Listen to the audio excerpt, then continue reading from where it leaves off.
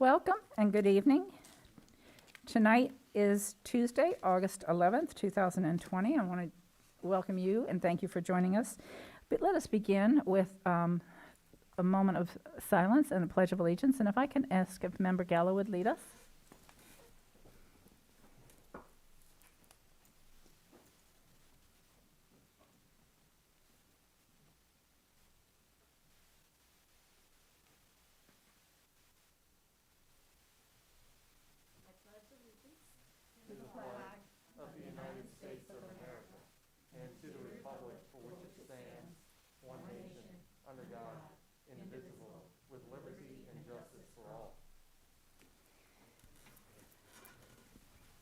Thank you, Member Gallo. Let's begin with a roll call vote. We have two members of our board that are participating telephonically. So let me begin with Member Gallo.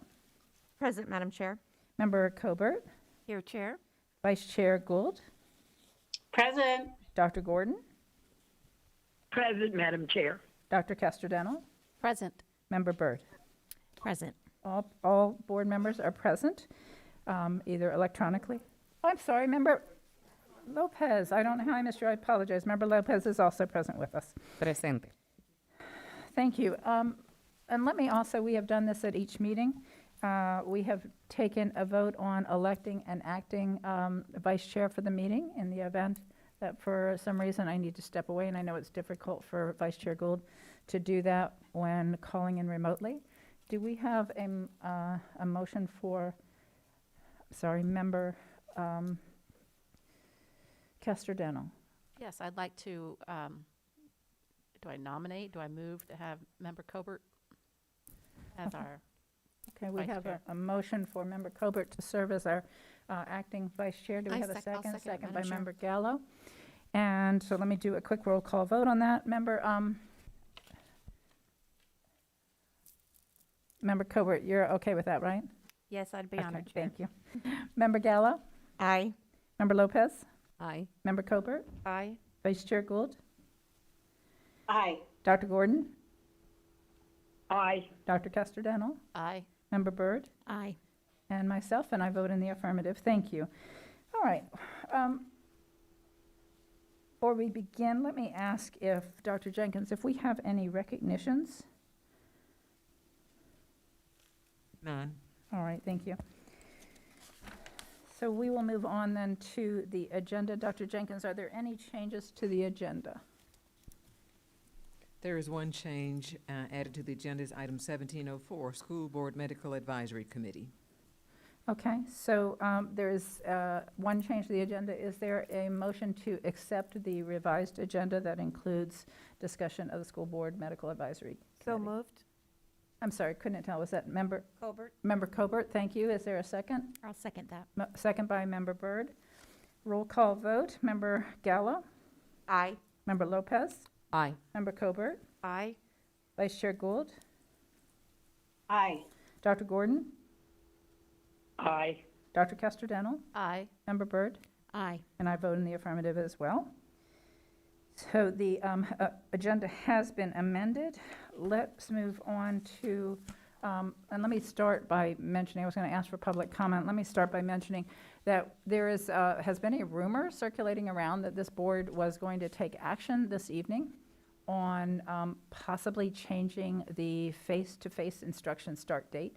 And for anyone who might be listening that has heard that, that is not the case. There is no item on the agenda regarding changing that date. And I also want to take this opportunity to also make a plug, a shameless plug, that if you are watching us on YouTube and if you will subscribe, we are very, very close to having 10,000 subscribers. And when we reach 10,000 subscribers, we will have closed caption provided on that channel. So I think we're about 900 away. Don't know how many people might be tuned in today, but if you and your friends will help us out, you can also help us make sure that everyone who's tuning in is connected.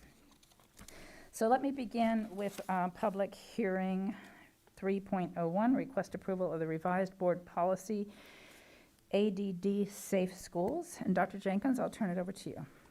Thank you, Madam Chair, members of the board. We are prepared now for public hearing and public input. This policy, ADD Safe Schools, was first brought to Cabinet on July 20th, CTA notification on July 7th, publication date July 12th, rule development workshop on August 4th, and now we are here for public input on August 11th. All right. I might add, just for members of the public, these were extensively reviewed in the rule development workshop. All right, we are on 3.01. Do we have any callers on the line for the public hearing 3.01? Yes, Madam Chair, we have 5 callers on the line. All right, thank you. We'll take our first caller. We have Roxy Bider on the line. Hi, that's Roxy Bakir.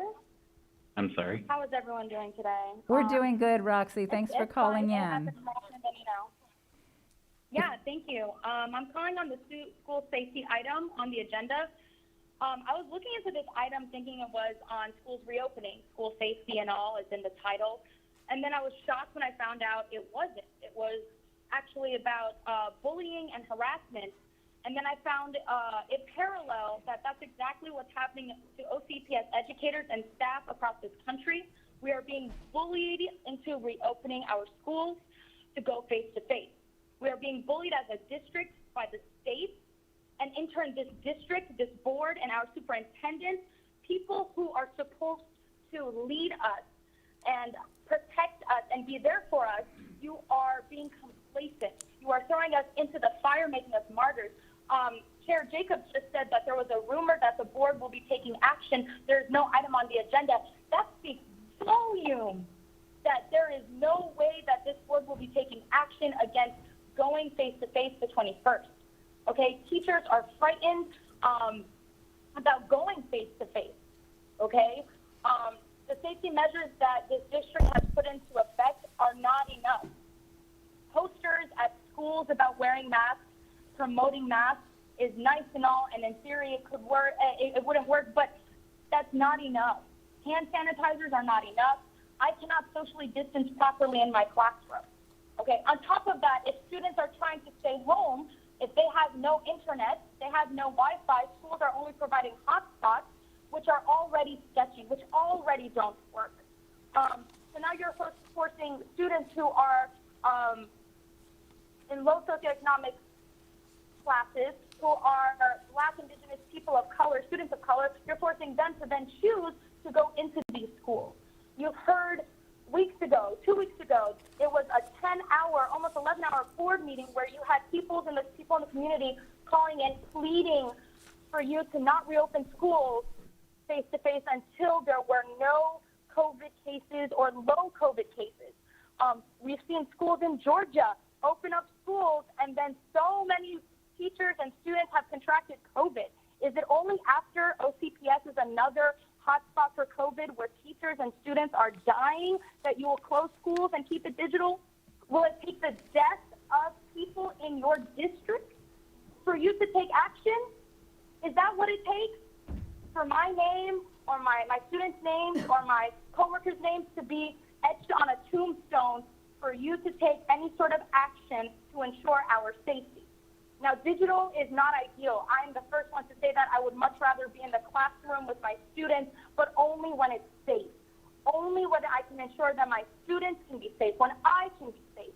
Moreover, the information that you provided to parents are very confusing. I've talked to students who have chose face-to-face, and they said it's very face-to-face and launch check, who said that the differences that the district is providing, that information is confusing. I'm sorry, ma'am, your time is up. It's not providing a clear information. Ma'am, I'm Time. sorry, your time is up. Thank you so much.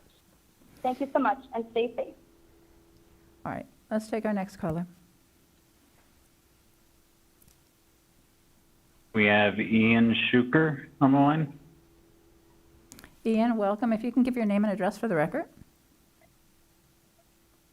Hi, yes, my name is Ian Shepherd, and my address is 3529 Kilgore Street, Orlando, Florida, 32833. If you can go on with your comments, I'll please. just go ahead and thank you very much. I just want to start by saying that I called in 2 weeks ago for the 10, 11-hour hearing, and I said that I would hope that you would show courage in defying this order, and I am so disappointed in every single one of you for not doing that and for continuing to potentially endanger the lives of students, teachers, faculty, bus drivers, and our entire community. Orange County has just saw a deceleration of cases, and now we're going to send thousands of students into the classroom and teachers, and no matter how safe and socially distant we are, we can't combat this virus. And I just want to say that we don't want to be the next Georgia, where they go in and you see the picture come in, they suspend the students, they try to muzzle it, and then what, only 9 reported COVID cases now, and we know that there's going to be more. And there were already 3 folks who died in Tallahassee due to coronavirus, which they caught from school. And I just want to put this on your conscience. If one person gets sick, if one person dies, that's on you. And that's just going to multiply. And the bodies will multiply unless you do something. You're talking about punishments for masks. We need to go digital. It's not ideal. I understand that. But I need you to have some courage. We have our profiles and courage of people who stood up and did the right thing. And I just want to know whether you're going to roll over and say it's out of our hands. What type of example are you sending to students, to people out there? I'm so disappointed in you, but you can earn that respect back if you do something. The OCPS has language in the union contract that says that you don't have to return to work if it is an unsafe work environment. I want to know if you think that a raging pandemic is a safe place to work. And I know that some of you are doing this virtually. So I want you to go in and I want you to breathe the same air that our teachers are going to have to if you're going to be setting this policy. I want you in the classrooms too. I want you coughed on and spit at, and I want you to face the same consequences that you're making us face. Shame on all of you. Goodbye. Next caller.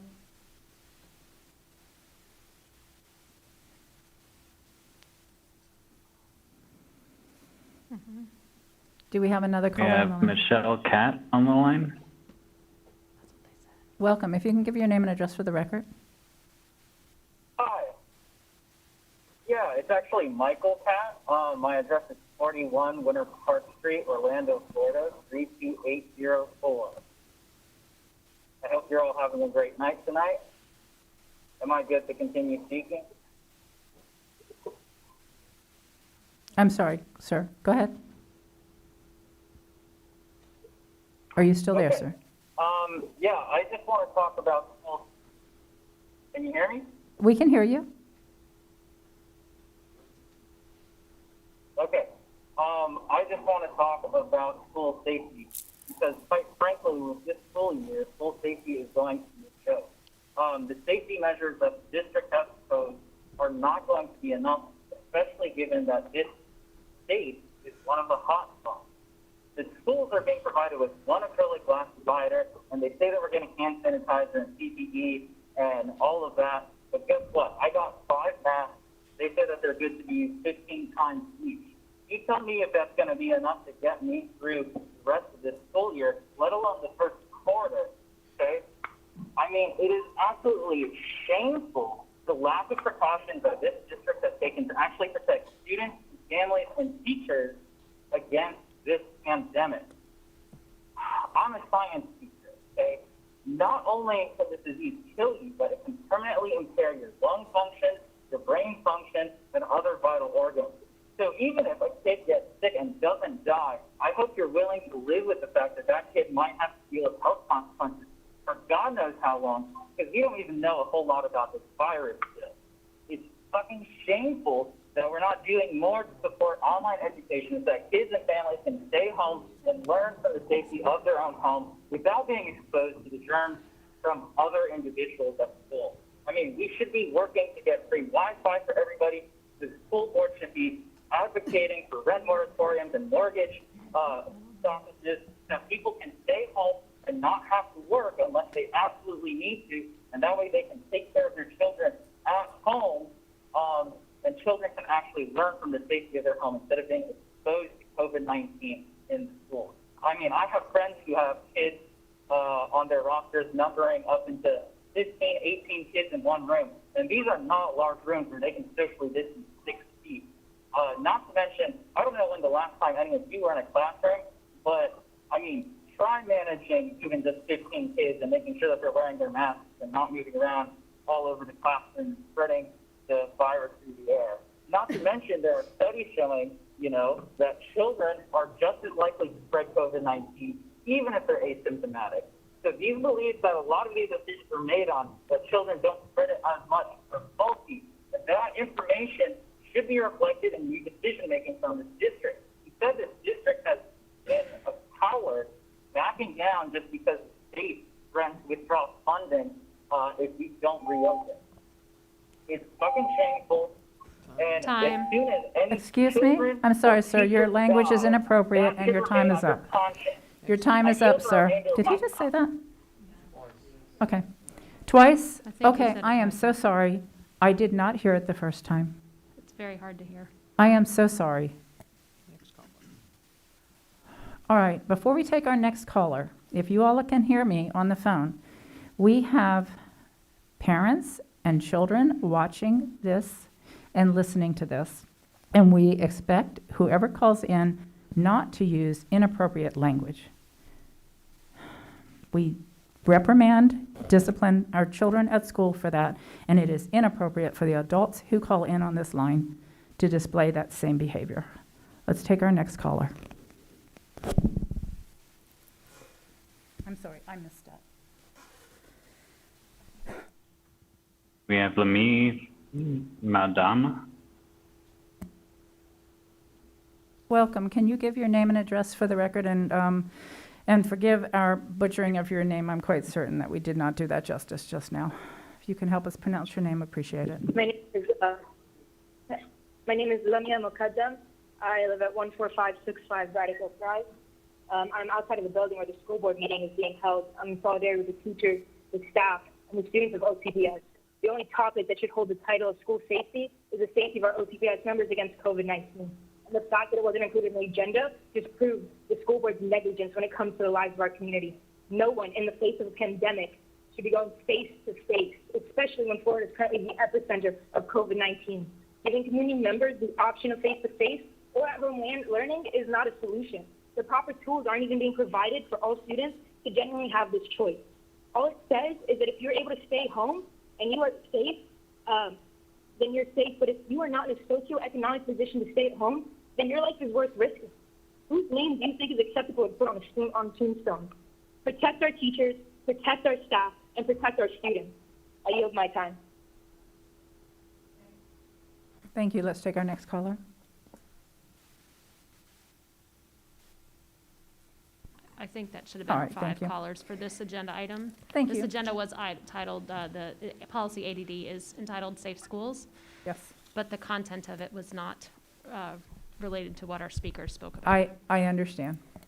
It seemed probably pointless to reiterate that with each caller, and I understand the concerns of our teachers.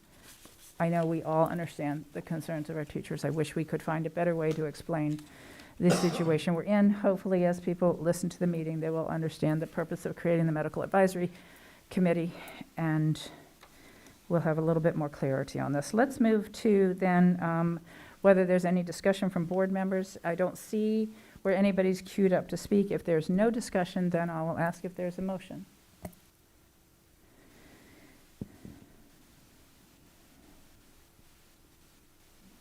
Okay. Pardon me? All right, so we It's for the We This is are for on policy policy ADD, And we've had a work session, rulemaking, we've been through the entire process. The board was comfortable with where we are, and we've heard no objections from any members of the public. So we now have someone, hang on, Dr. Gordon. I move to approve Okay, Dr. Gordon. policy ADD. Okay, so we have a motion from our Vice Chair Gould, and we have Dr. Gordon queued to speak. Dr. Gordon, you're recognized.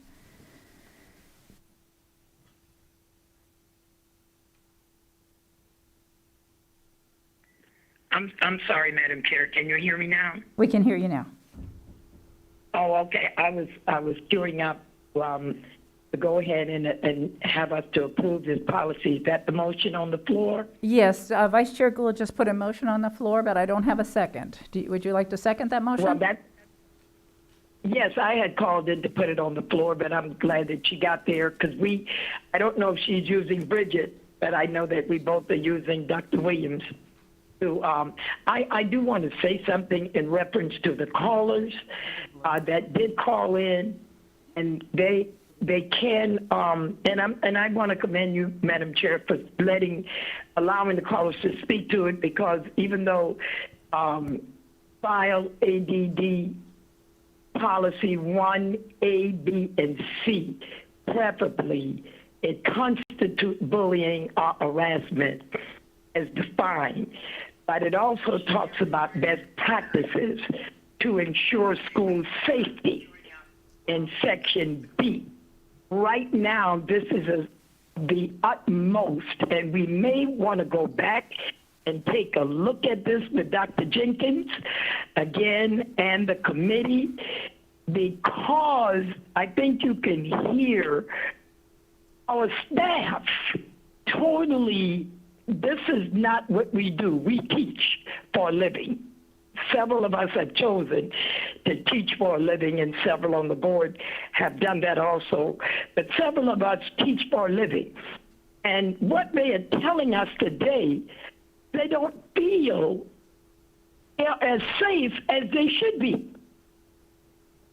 I'm going to second this based that the superintendent, we go back and take a look at this section again, because the best practices to ensure school safety, because I must say that we've been bullied, and we've been bullied at the highest level of the President of the United States.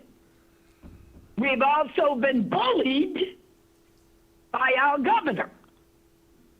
And we've really been bullied by the Commissioner of Education, because he told us that we will go back, brick and mortar, but do it the best way you know how. What kind of bullying is that? Not only is it bullying, but every parent and teacher that spoke today has been harassed by those people that I just called their name. And this board has to take the brunt of it.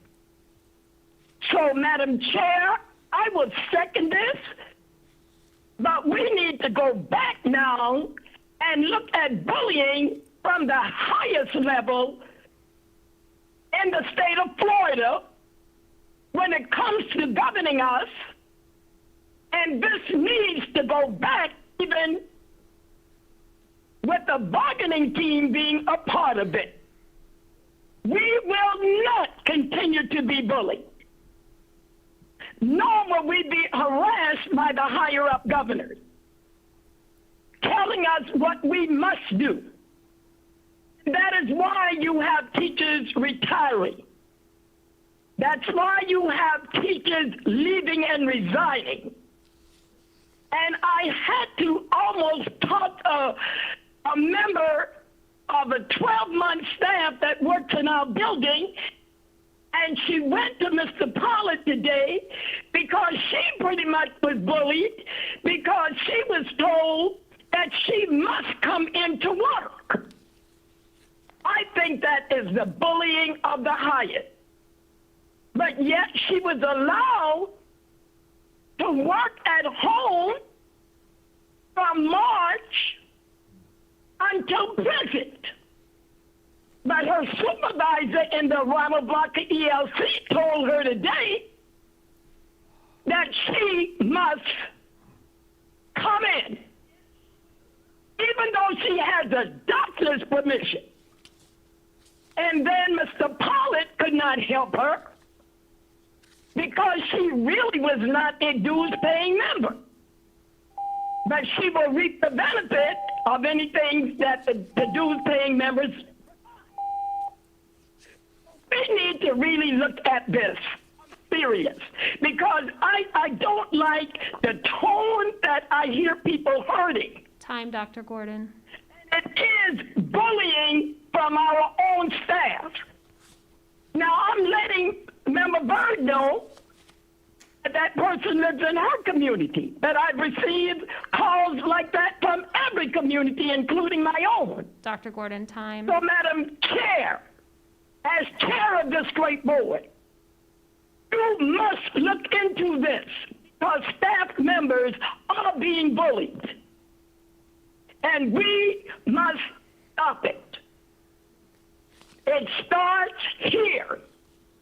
If we let it go, there ought to be, I told you from day one, a whistleblower line that they can call in. Dr. Gordon, time. And there ought to be rules stating who can go in and who can stay.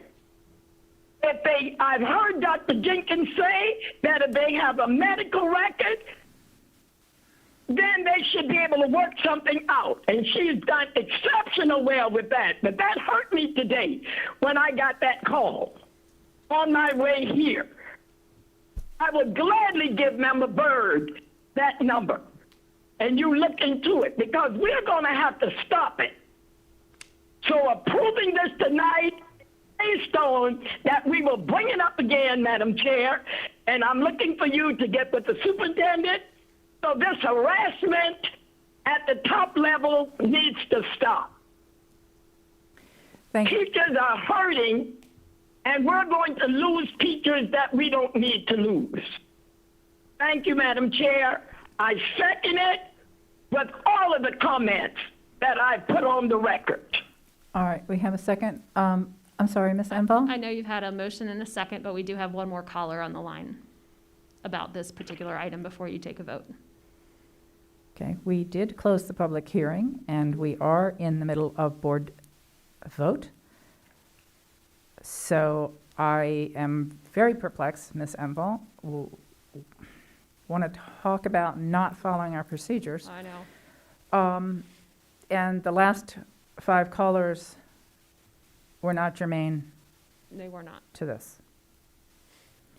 All right, in the interest of public engagement, we will take this next caller, but for the rest of this meeting, we are going to follow the rules of procedure, or we cease to be able to function effectively. And I also need to follow the policies that were adopted before I came here. Those policies are that the superintendent is in charge of the day-to-day operations. I am pleased to meet with the superintendent on anything that the board has concern about. I'm honored to represent the board. But I do want to be clear about what my limitations are as chair. So let's take our caller, and then, and this caller was not on the line? This caller was on the line. Okay, I'm sorry. Then it was a technical error on our part. Thank you. Then we'll take the caller, absolutely. To our caller, I am so sorry that we glossed over you. Can you give your name and address for the record, and then we'll be interested in hearing your comments. We have Nat Nitcher on the line. Okay? Sir, welcome. If you can give your name for the your name and address for the record. Sure, this is Matt Nichter. I live at 240 Sandalwood Trail, Winter Park. Welcome. Can you hear me? Yes, we can hear you. Thank you. Go forward. Yeah, you all seem befuddled. You all seem befuddled that no one wants to stick to your agenda. Maybe that's because you're ducking the most important issue that we face right now. People don't want to die for Disney profits. You can stick to your agenda, you can rearrange the deck chairs on the Titanic, but the main thing we should be talking about is why are we hurtling towards reopening the schools? You have the capacity to do what Hillsborough County did, defy the order. They're in phase 2, and they said we're not going back face to face. You can do the same thing, but you need to have a spine.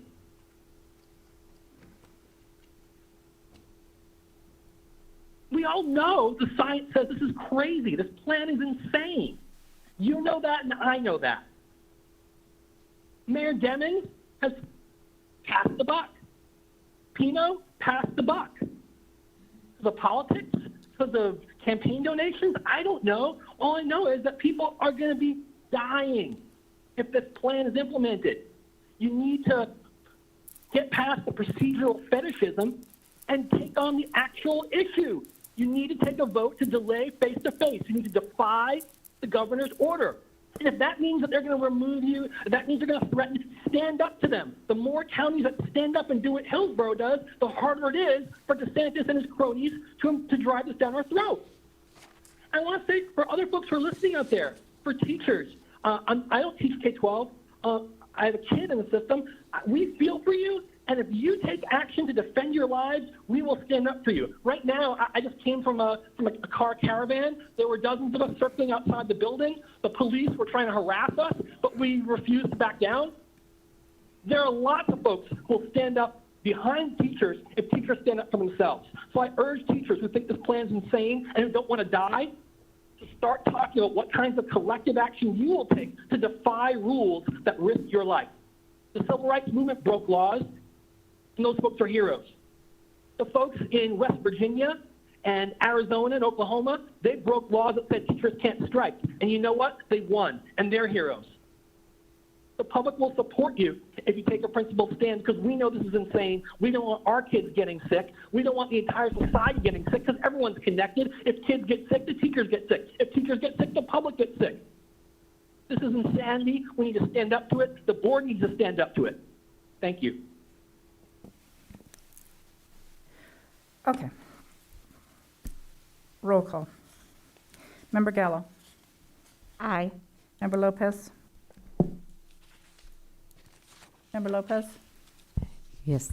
Can I ask a question to the legal, to the council before I voted? Yes, the normal procedure is before I start taking the roll call vote, if the board wants to discuss something, would be to let Ms. Enval know so that we could queue that up.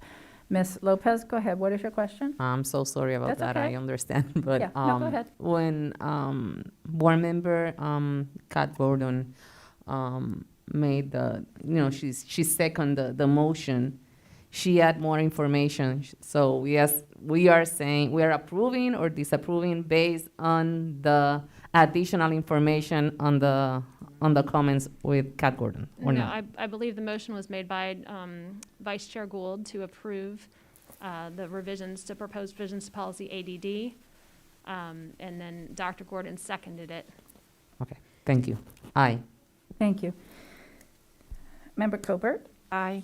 Vice Chair Gould, Aye. Dr. Gordon. Dr. Gordon?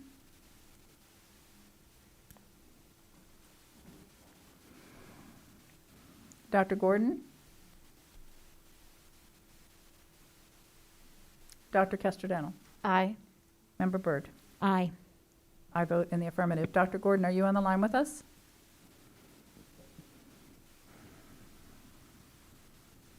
Let's come back to Dr. Gordon. I think we've lost connection.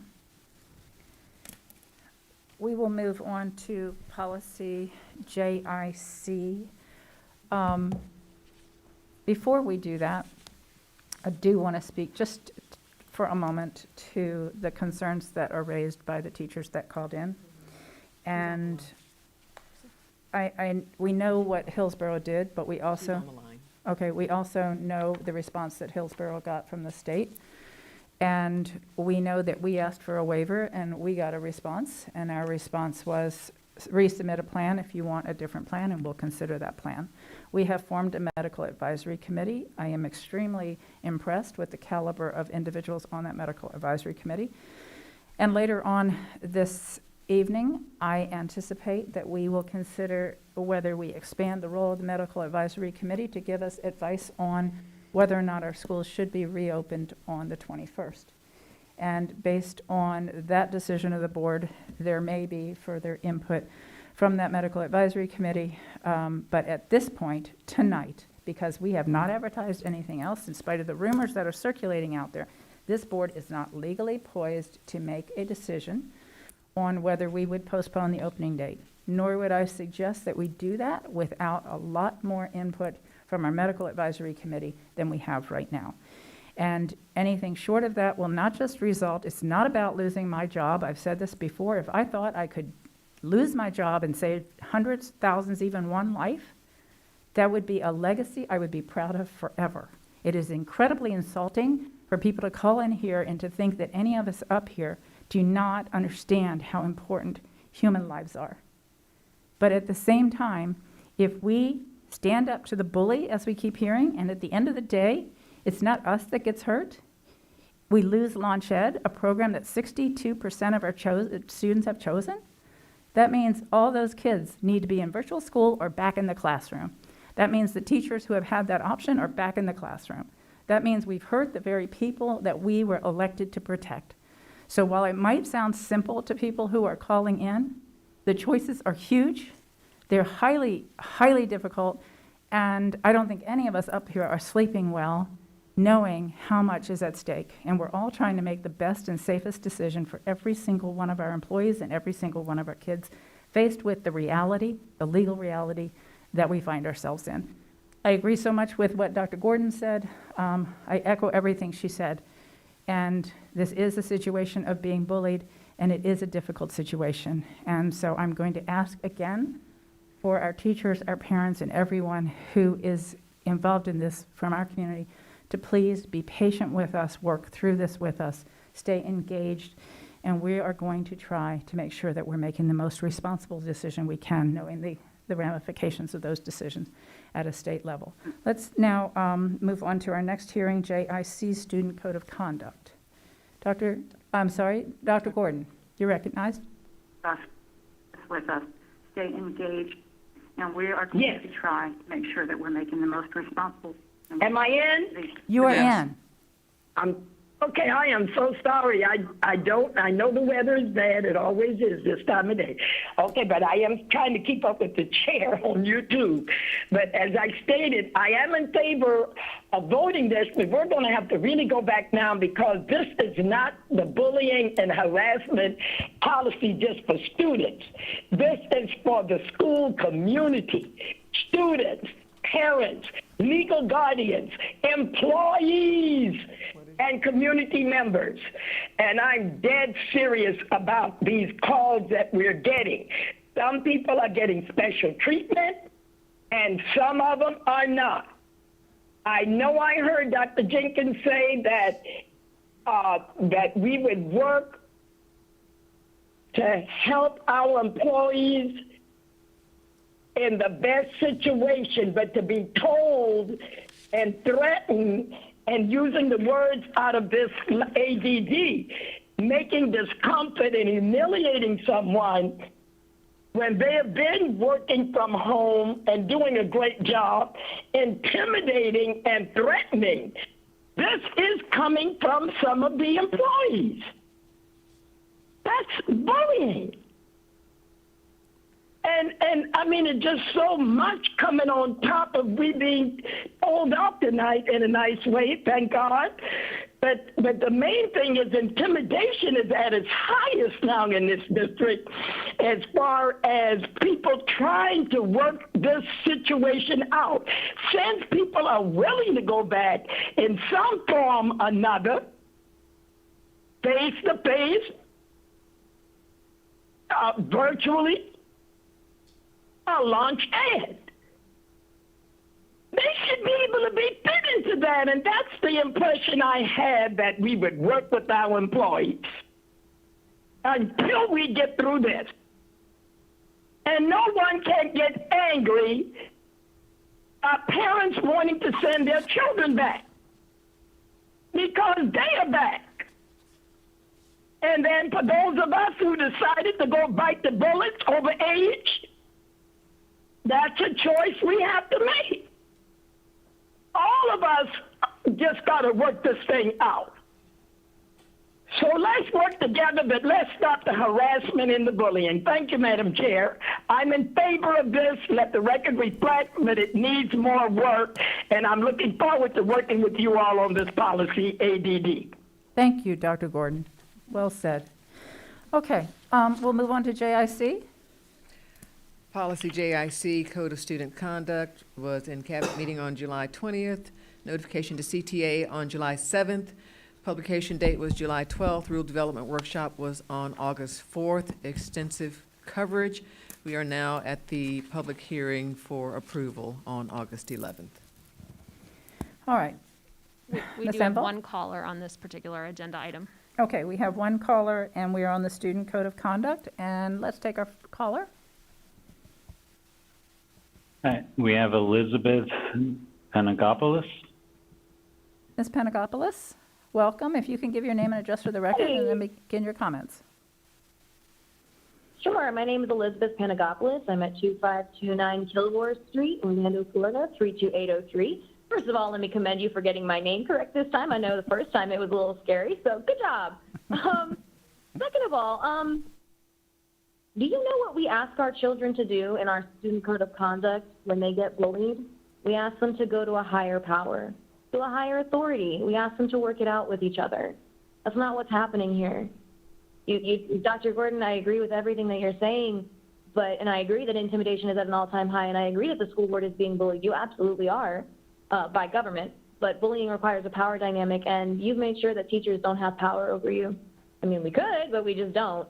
And that's really disappointing. It's disappointing. I've emailed all of you several times. I'm sure you're tired of seeing my name pop up. I've called into several meetings, and frankly, I'm tired of talking to you about this. I am. So I'm going to talk to the public instead. So, public, if you're listening, teachers really need your support right now. Parents, we're not angry at you for wanting to send your kids back. That's not where we're coming from. We're upset when you tell us we have to go back or quit. Like, that's not great. Please stop doing that. But we're not mad at you for wanting to send your kids back. We get that you're in the same position that we are. Stuff was forced open before it was ready to be open, and now we're both in a really bad position. We're not angry. We want to work with you. Teachers are incredible. We are innovative. We're adaptive. We have made distance learning work for the past 2 days and for all of last semester, all of last quarter. We made it work. We figured it out. And honestly, school board, if you're saying that you want to work with teachers, where are you? You don't respond to my email. I mean, I would love to work with you. I would love to offer you suggestions. I would love to tell you how OCPS needs to deliver meal service to its families, not just offer curbside pickup. Although I do commend you for continuing the food services. That's amazing. We do need that. We also need to provide free Wi-Fi, not hotspots. They don't work. Free Wi-Fi and devices for all our families, the same way an employer would if you were working from home. Okay? We also need to, when I say OCPS can't keep us safe, it's not that I mean that you're not trying. It's not that we don't see your effort, although, frankly, I'm unimpressed by the efforts being made. It's that OCPS is not a healthcare facility. We don't have the ability to provide the safety that our students and the employees need. It's not possible. So if you're looking for a better solution, if you're telling us we can't defy the order, we can't do this, we're not sleeping in, I guess what, neither are we. But let us work with you. Email us back. Ask for a committee of teachers. You know damn well that medical advisory board can advise you to close schools or not. And you know, okay, you said that you don't have the ability to decide when schools open and close, but isn't that the exact reason the waiver was waived from the state? Because the decision to open and close schools lies with the school board? Okay, fine, you're not finding a solution. Let us help you. We are here. This is a school community, like Dr. Gordon said. Let us come up with ideas. We have ideas. We have plans. We have community members who are amazing, who are willing to help. Please listen. I yield my time. Ms. Panagopoulos, your time was up, actually. Ms. Panagopoulos, we are on the Student Code of Conduct, and there was not a word in there that was relevant to that topic. I'm a little concerned because for the time that I have been on this board, we have managed to keep order and protocol, and that's important. And so far, none of our calls have been on the topic. Ms. Emball, do we have more callers today? And is there a way that somebody could have a conversation to make sure that when people call in, they understand that the time that we're spending right now is on these rules? We have, I think, a total of 8 rules that we need to get through. Yes. So the callers have been, the screeners are asking what specific item the callers are calling in on, and that's the information they're getting. So I don't know how else to patrol that. Let's give some thought to it, because we have, I don't know if we have more callers calling in. We have one more caller on item number 8.01. And the reason I bring this up is that it becomes a slippery slope. So if this is how we're going to conduct the rest of our meetings from here until the end of time, where anybody can call in for any reason on any subject, anytime, we will not be able to function effectively as a board. So right now, again, we have 7 more policies, and I will ask the next caller before they speak if they're on this topic. And I hate to do this, but I'm going to warn everybody ahead of time. If you are not on this topic, I am going to rule you out of order, and we're going to go forward with our meeting. It's not that this issue isn't important, but we do have work that we need to do, and the time for that conversation is not now. So we have any board members? Let's see, we have Member Gould and Member Byrd that want to be recognized on JIC. Member Gould, let me start with you. Superintendent, because we have workshopped this, I just wanted to move this this policy forward as well. But I do have a comment. As Member Gordon had talked about why she does not come into the school. It is not my fear of coming in there and being with others, but because I do go out into the community, and I do operate a healthcare organization in addition. I do not go places because I may have had an exposure, even though I limit my contact even there, and I'm not in a clinical way. I try to be very prudent and follow the CDC guidelines that allows us to operate our businesses. And it is a very difficult time for all of us, and we all need to be conscientious of that unfortunately there is not a safety net for many of our people for education, health, or financial, that we can just stop the world. That system hasn't been put in place that we can do that. So we have many, many needs to meet. Health and safety is the top of them, but that also means sometimes people have to be able to go to work to keep their families healthy and safe. So those are my comments, and I'd like to move this agenda item forward for approval. All right, we have a motion by Member Gould. Member Byrd, you wanted to be recognized. I'll take your comment, and then I'll see if we have a second. Go ahead, Member Byrd. I just wanted to enthusiastically move this item forward for a vote as well, so I will second it. Thank you. All right, we have a motion by Member Gould, a second by Member Byrd. Let me do a roll call vote. I see no other members who indicate a desire to discuss the issue any further. So Member Gallo. Aye. Member Lopez. Aye. Member Cobert. Aye. Vice Chair Gould. Aye. Dr. Gordon. Aye. Dr. Castrodental. Aye. Member Byrd. Aye. Likewise, I vote in the affirmative. It passes unanimously.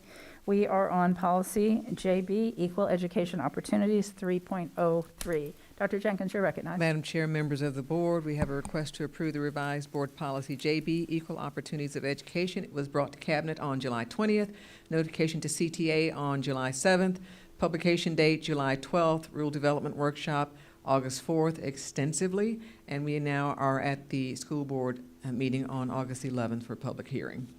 Thank you, Dr. Jenkins. Do we have any callers on item 303? We do not. Okay. Do we have any board members that wish to discuss item 303, JB, Equal Educational Opportunities? If not, I'll entertain a motion. I move. I'm sorry? I move, Madam Chair. Motion, was that a second over there, Member Lopez? Yes. Thank you. Motion by Member Gallo, seconded by Member Lopez. Give me just a minute. I think Dr. Gordon? Dr. Gordon, you're recognized. No, I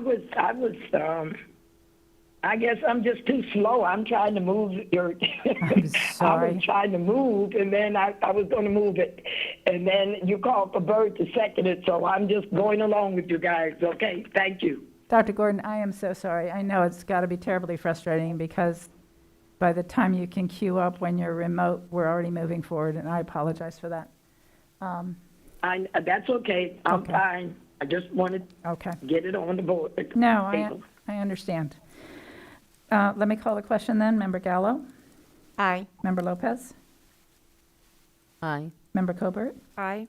Vice Chair Gould? Aye. Dr. Gordon?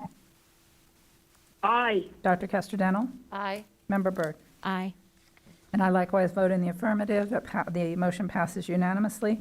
We are on public hearing 3.04, request for revised board policy IHAM, local school wellness. And Dr. Jenkins, you're recognized. Cabinet meeting on July 20th, notification to CTA on July 7th, publication date was July 12th, rule development workshop was on August 4th. We are now at the public hearing for final approval. Thank you. Ms. Emble, do we have any public comments? We do not. All right. We have no public comments. At this time, no board members have indicated an interest to speak or discuss the issues, so I will open the floor for a motion. And I'm going to hold for just a second in case we have either Dr. Gordon or our vice chair that wants to make the motion. All right, do I have a motion? We have a motion from our acting vice chair, Member Colbert. Yes, I move to adopt the policy IHAM. Thank you. Do we have a second? Second from Member Castellano. And seeing still no board members wishing to discuss this, let's do a roll call vote. Member Gallo? Aye. Member Lopez? Aye. Member Colbert? Aye. Vice Chair Gould? Aye. Dr. Gordon? Aye. Dr. Castellano? Aye. Member Byrd? Aye. Likewise, I vote in the affirmative. The motion passes unanimously. We are on item 3.05, public hearing regarding policy IA, student progression plan. Dr. Jenkins, you're recognized. This policy was brought to Cabinet on July 20th. Notification went to CTA on July 7th. The publication date was July 12th. Rule development workshop on August 4th. Thoroughly discussed by the board. We are now at public hearing on August 11th for final approval. Thank you, Dr. Jenkins. Ms. Emble, do we have any speakers? We Okay. do not. We have no callers on this item, no board members wishing to be recognized. With that, I will open the floor for a motion. Motion from Commissioner, Member Lopez. Thank you. Is there a second? Second by Member Gallo. Without further comment from board members, I'll do a roll call vote.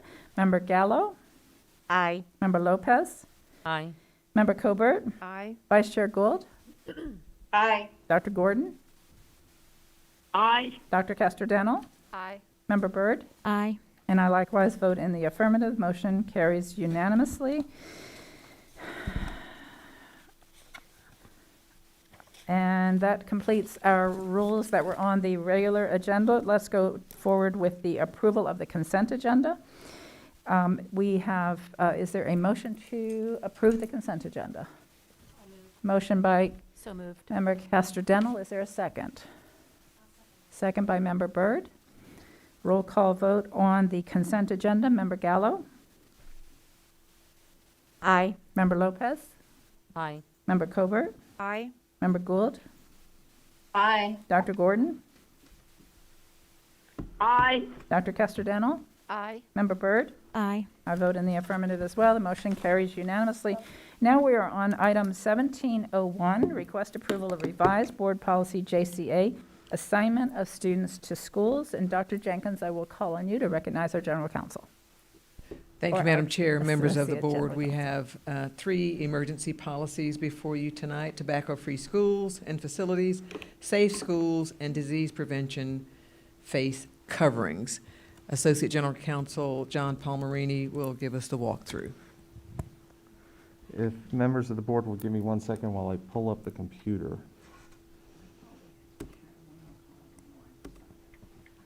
I thought we had a caller for 801. We do, Madam Chair, we have a caller point 8.01. On, We had a caller for item 8.01.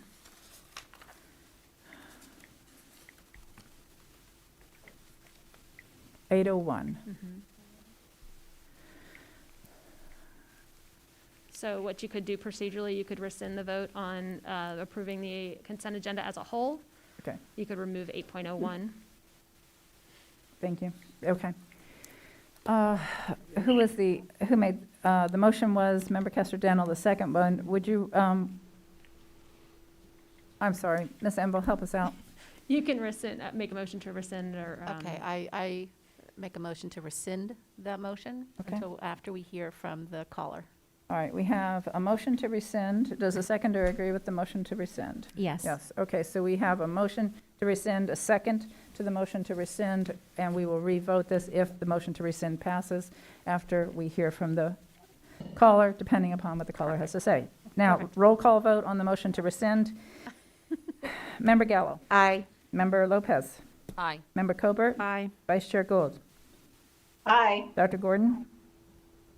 Aye. Dr. Kester-Daniel. Aye. Member Byrd. Aye. Likewise, I vote in the affirmative. The motion is rescinded. Our caller, is there a caller still on the line? Let's hope. We have Michelle Fort on the line. Ms. Fort, welcome. If you can give your name and address for the record? Yes, ma'am, Madam Chair. My name is Michelle Fort. My address is 108 East Street, Eatonville, Florida.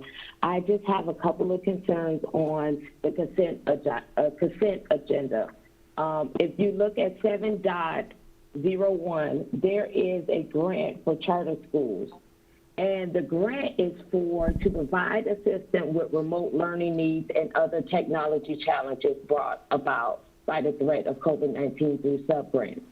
My question to the board is, I know this is for charter schools. What is a similar program that's being provided by OCPS schools? For example, in my community, you have individuals that electricity may not be on because their parents are not working at this moment. So do we have a program? I know Mayor Demings has a program where he's providing rental assistance or bill payment assistance for electricity. Is there something, since we're a community, where we're partnering with Duke Energy, taking portion of COVID CARES money to ensure that our students are receiving internet, ensuring that their remote needs are being met, especially for the students with ESCs? So that's the first question for that agenda item. I have two more, and that's for agenda item 11.02 and then 14. So I don't know how you want me to do that, Madam Chair. Ms. Ford, go forward with your questions, and then we'll either answer them now or follow up with an answer. Go ahead. Okay. The next item is item 11.02, the approval of the planned bus route for 2020-2021. Now, over the past 3 years, I have been emailing the board members, transportation, about the hour-long wait to and from Maitland Middle School as well as Domrick. At Eatonville, bus number 4402 is the only bus that is transporting 2 stops in Eatonville. So that's why the bus has been late. Over the past year, I've been told that there's a shortage in transportation drivers. Therefore, this is why these students are getting to school late, even on testing days. Principal has been notified. Everybody's been placed on notice. Now that we're in a pandemic, how can you ensure our kids are being socially distanced when the bus is an hour late picking up, a late dropping off? Because you have parents that are counting on the school to do face-to-face because they have to go to work. So I want to know, what is the plan of action? Are we having individuals, additional staff, waiting at every bus stop to ensure that these children are social distant? Because it was my impression that if you get in a fight at the bus stop, that's considered school property. So if that is school property, how are we maintaining that distance? What if the bus stop is in someone's driveway? Ms. Ford? So that's my concern. Ms. Ford? Yes. Your time is up. You had one other item. What was the other item? The other item is number 14, Hungerford Elementary School property. I guess that there was a welding facility still remaining on the property in which the board was working to have it, the program for welding up to date, CPE welding program. And now it says the renovation of Building 8 was suspended to avoid completing work that would later be modified during the remodeling. My biggest concern about this is one. First thing is, how do you have an underserved community with a CPE program of welding only? Is that the only program that these residents should be doing? Especially when Winter Park Tech, which was the other location we would go to, now I've been told that Winter Park Tech is not over there off of Webster, it's going to University High School. One thing I can say about COVID is this: it taught everybody to learn how to adapt, and that's what we have to do.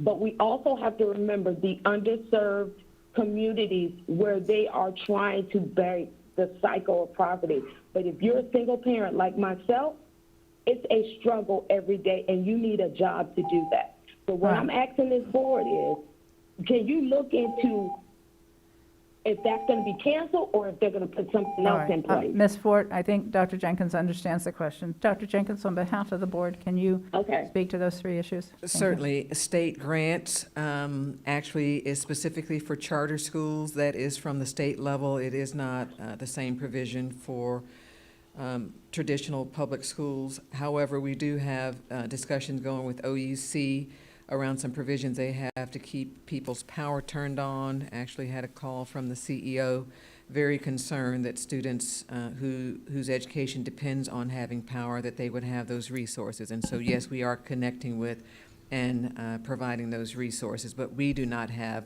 dollars to help families through the CARES Act money. We do, however, provide devices because of the half-penny sales tax and the hot spots that we are able to provide as well. Number two, when it comes to transportation, we certainly expect to have far fewer riders. In fact, from the survey information we have from our parents, we should have far fewer riders. We've asked parents, if at all possible, to transport their own children if they needed to participate in face-to-face, and so those numbers will be lower. We can certainly have someone from transportation contact the caller. And then lastly, the welding program at Hungerford was actually something we highly celebrated because there was a building there that would accommodate that program. It was an area that is highly paid, highly compensated, and we wanted to offer that to that local community because there were lots of vacancies in the welding area. It does not mean it will be the only program, but we were very pleased to add that program. This particular agenda item simply moves the completion date back to January 2020. All right. Floor is open for a motion on the consent agenda. I move to consent again. Okay. You move to approve the consent agenda. Member Byrd? I will second Okay. again. Motion by Member Castro-Dental, seconded by Member Byrd. Roll call vote. Member Gallo. Aye. Member Lopez. Aye. Member Colbert. Aye. Vice Chair Gould. Vice Chair Gould, did we lose you? Nope, I'm here, aye. Dr. Gordon. Aye. Dr. Castro-Dental. Aye. Member Byrd. Aye. And I likewise vote in the affirmative, unanimous. Now, Mr. Palmerini, thank you for your patience and indulgence. Let's move on to 1701. Do we have, before we start, do we have any callers? We do not have any Okay. other callers on the Okay. line for any agenda item moving Okay, forward. we do have for 1703, we have Mr. Jonathan Blount is with us to comment on face masks. You're recognized. Thank you, Madam Chair. Good evening, members of the board. The first policy, 1701, is JCA. It's assignment of students to schools. The concern here is if a student had an approved transfer through the school board for the 2021 school year, and they chose a different option, whether it's Orange County virtual, they went to another virtual option, homeschool for the year, you all wanted to ensure that the transfer would be maintained for when they came back. So we have done an emergency policy to revise to ensure that that is what is going to occur. So it says notwithstanding the normal procedure that students who are absent from school, and it says for students who are absent from school from which they transfer, lose that transfer, notwithstanding that normal provision, if transfer is prior to the beginning of the 2020-2021 school year, let me try saying that again 3 times really quickly. If the student chooses to enroll on Orange County Virtual, Florida Virtual, or any other educational option for the 2020-2021 school year, the student's transfer will be maintained for the 2021-2022 school year. So if they decide to come back to us next year, they will have the transfer as they had before, and it will not be affected by the fact that they did not attend the school this year under their transfer policy. Thank you, Mr. Palmerini. Any board, hang on. All right, Dr. Castrodental, you're recognized. Thank you, Madam Chair, and thank you, Mr. Palmerini, and thank you, Superintendent Jenkins, for making this new policy, because I received so many concerns from the magnet schools that I represent. And they really were, the parents were very, not tormented, but they didn't know which option to choose for their kids, and they deliberated and they debated so long, and they really wanted this assurance that their magnet programs, which might not fit this year, would not be lost. So I appreciate the flexibility and the responsiveness to get this on as a policy for the year. So thank you. All right, any further comments? If not, the floor is open for a motion. I'll move. Okay, motion by Member Byrd. Is there a second? Second by Member Castrodental. Roll call vote. Member Gallo? Aye. Member Lopez? Aye. Member Cobert? Aye. Vice Chair Gould? Aye. Dr. Gordon? Dr. Gordon? Aye. Thank you. Dr. Castrodental? Aye. Member Byrd? Aye. And I likewise vote in the affirmative. And we'll move on to 1702, request approval of revised board policy JFBD, magnet school programs policy. And Mr. Palmerini, you're recognized. Thank you, Madam Chair, members of the board, and thank you, Dr. Castrodental, for the free preview of the next policy, which is the same exact policy with respect to magnets. For students who are not attending their normal magnet school this year, this policy will go ahead and maintain their spot for the magnet program for the next year when they come back and return to the normal school. So again, notwithstanding the normal procedure that students who are absent from the magnet program may be removed from the magnet program and return to their normal school, if a student chooses to enroll in Orange County Virtual School, Florida Virtual School, or any other educational option for the 2020-2021 school year, the student's spot in the magnet program will be maintained for the 2021-2022 school year. Thank you. All right. We have a comment or a motion from Member Cobert. I'd like to make a motion that we adopt policy JFBD, Magnet School Program Policy. All right, we have a motion to adopt the policy by Member Cobert. Is there a second? Second by Member Lopez. Roll call. Member Gallo? Aye. Member Lopez? Aye. Member Cobert? Aye. Vice Chair Gould? Aye. Dr. Gordon? Aye. Dr. Castrodental? Aye. Member Byrd? Aye. And I likewise vote in the affirmative. The motion carries unanimously. Mr. Palmerini, we are on 1703, request approval of revised board policy EBBA, disease prevention face coverings emergency policy. You're recognized, sir. Thank you, Madam Chair, members of the board. Of course, one of the recommendations when we have face-to-face learning is mask wearing. Mask wearing has been established as one of the ways to prevent transmission of the virus, and it is you are more likely to not catch the virus if you are wearing a mask than not. We thought it was important to have a policy which established the fact that we were going to require masks. As we had discussions in the work session, you all do have the authority under what's known as the police powers to protect health, safety, and welfare to adopt a policy such as this. So we are creating this policy and in some of its procedures, and just going over it, again, we're creating the rule, and it says basically subject to the exceptions that will be set forth further. Each student, employee, visitor, vendor, or other person will be required to wear a face covering and we'll go into what a face covering is under the policy. At all times while at or inside a school facility or other property and or a vehicle owned, leased, or operated by the school board when there's more than one person in the vehicle. What that means is, of course, with respect to the vehicle, if you're driving by yourself, you won't be expected to wear a face covering, but if there are others in a school district vehicle, we will expect folks to wear a face covering. The exceptions that we talk about, infants, for those under 2, for 2 and under, medical certification, if we get a certification that somebody is medically unable to wear a mask, and this is not going to be because they're not comfortable in the mask. It is going to be they cannot literally wear the mask in order to protect themselves. So we wanted to make sure that was clear. An exception for periodic breaks, because there's going to be sometimes during the day when children and employees are going to need to take it off because they just need to wipe their face, take a sip of water. So we're going to talk about periodic breaks for those who are wearing masks. Exceptions for outdoors while social distancing. So we have the exception where if you're outside and there's some social distancing, there will be an exception there. Regularly scheduled meal times. Of course, you can't eat with the mask on, but we will still try to maintain social distancing in the cafeteria. But while they're eating their food, they will be able to take the mask off.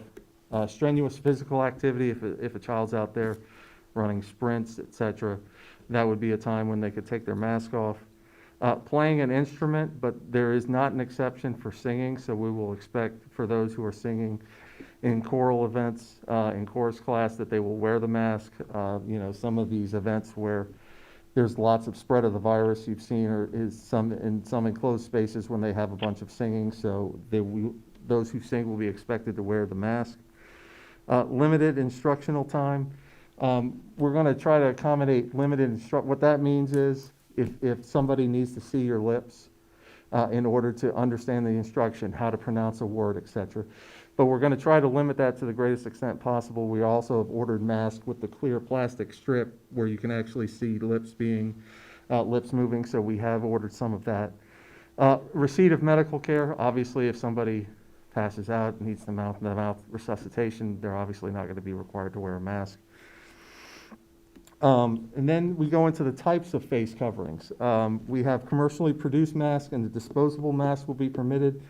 Face masks with respirators, the little nodule on there that just sort of allows a little bit easier breathing, those will not be allowed under the policy because it allows particles to come out. It's less protecting than a mask that doesn't have the respirator. Cloth face coverings will be permitted so long as they cover both the nose and the mouth. They fit snugly against the side of the face with little to no gaps, and they're made of solid materials. Lace, lattice masks, those do nothing to protect the spread of the virus, so we will not allow those. In addition to masks and face coverings, neck gaiters and neck buffs. That was new to me, so I had to figure. That's the little thing that you wear around your neck that comes up over your mouth and nose. Those neck buffs and neck gaiters will be allowed, provided they consist of multiple layers of fabric, so it can't just be one layer of fabric, it's got to be multiple layers of fabric. Again, as I talked about earlier, face coverings with clear panels will be permitted provided they fit snugly against the side of the face with little to no gaps. Those are the clear plastic so people can see when lips need to be read. Enforcement of the policy. First for employees who fail to follow the policy. We'll remind them. We'll say, hey, we have this policy, you need to follow it. If not, if there's a persistent refusal, they may be subject to discipline under our policies and collective bargaining agreements for insubordination because they've been given a lawful directive to wear a mask and they're refusing to do so. If they have a medical exception, we'll deal with that on a case-by-case basis, but we expect our employees to wear the mask under this policy.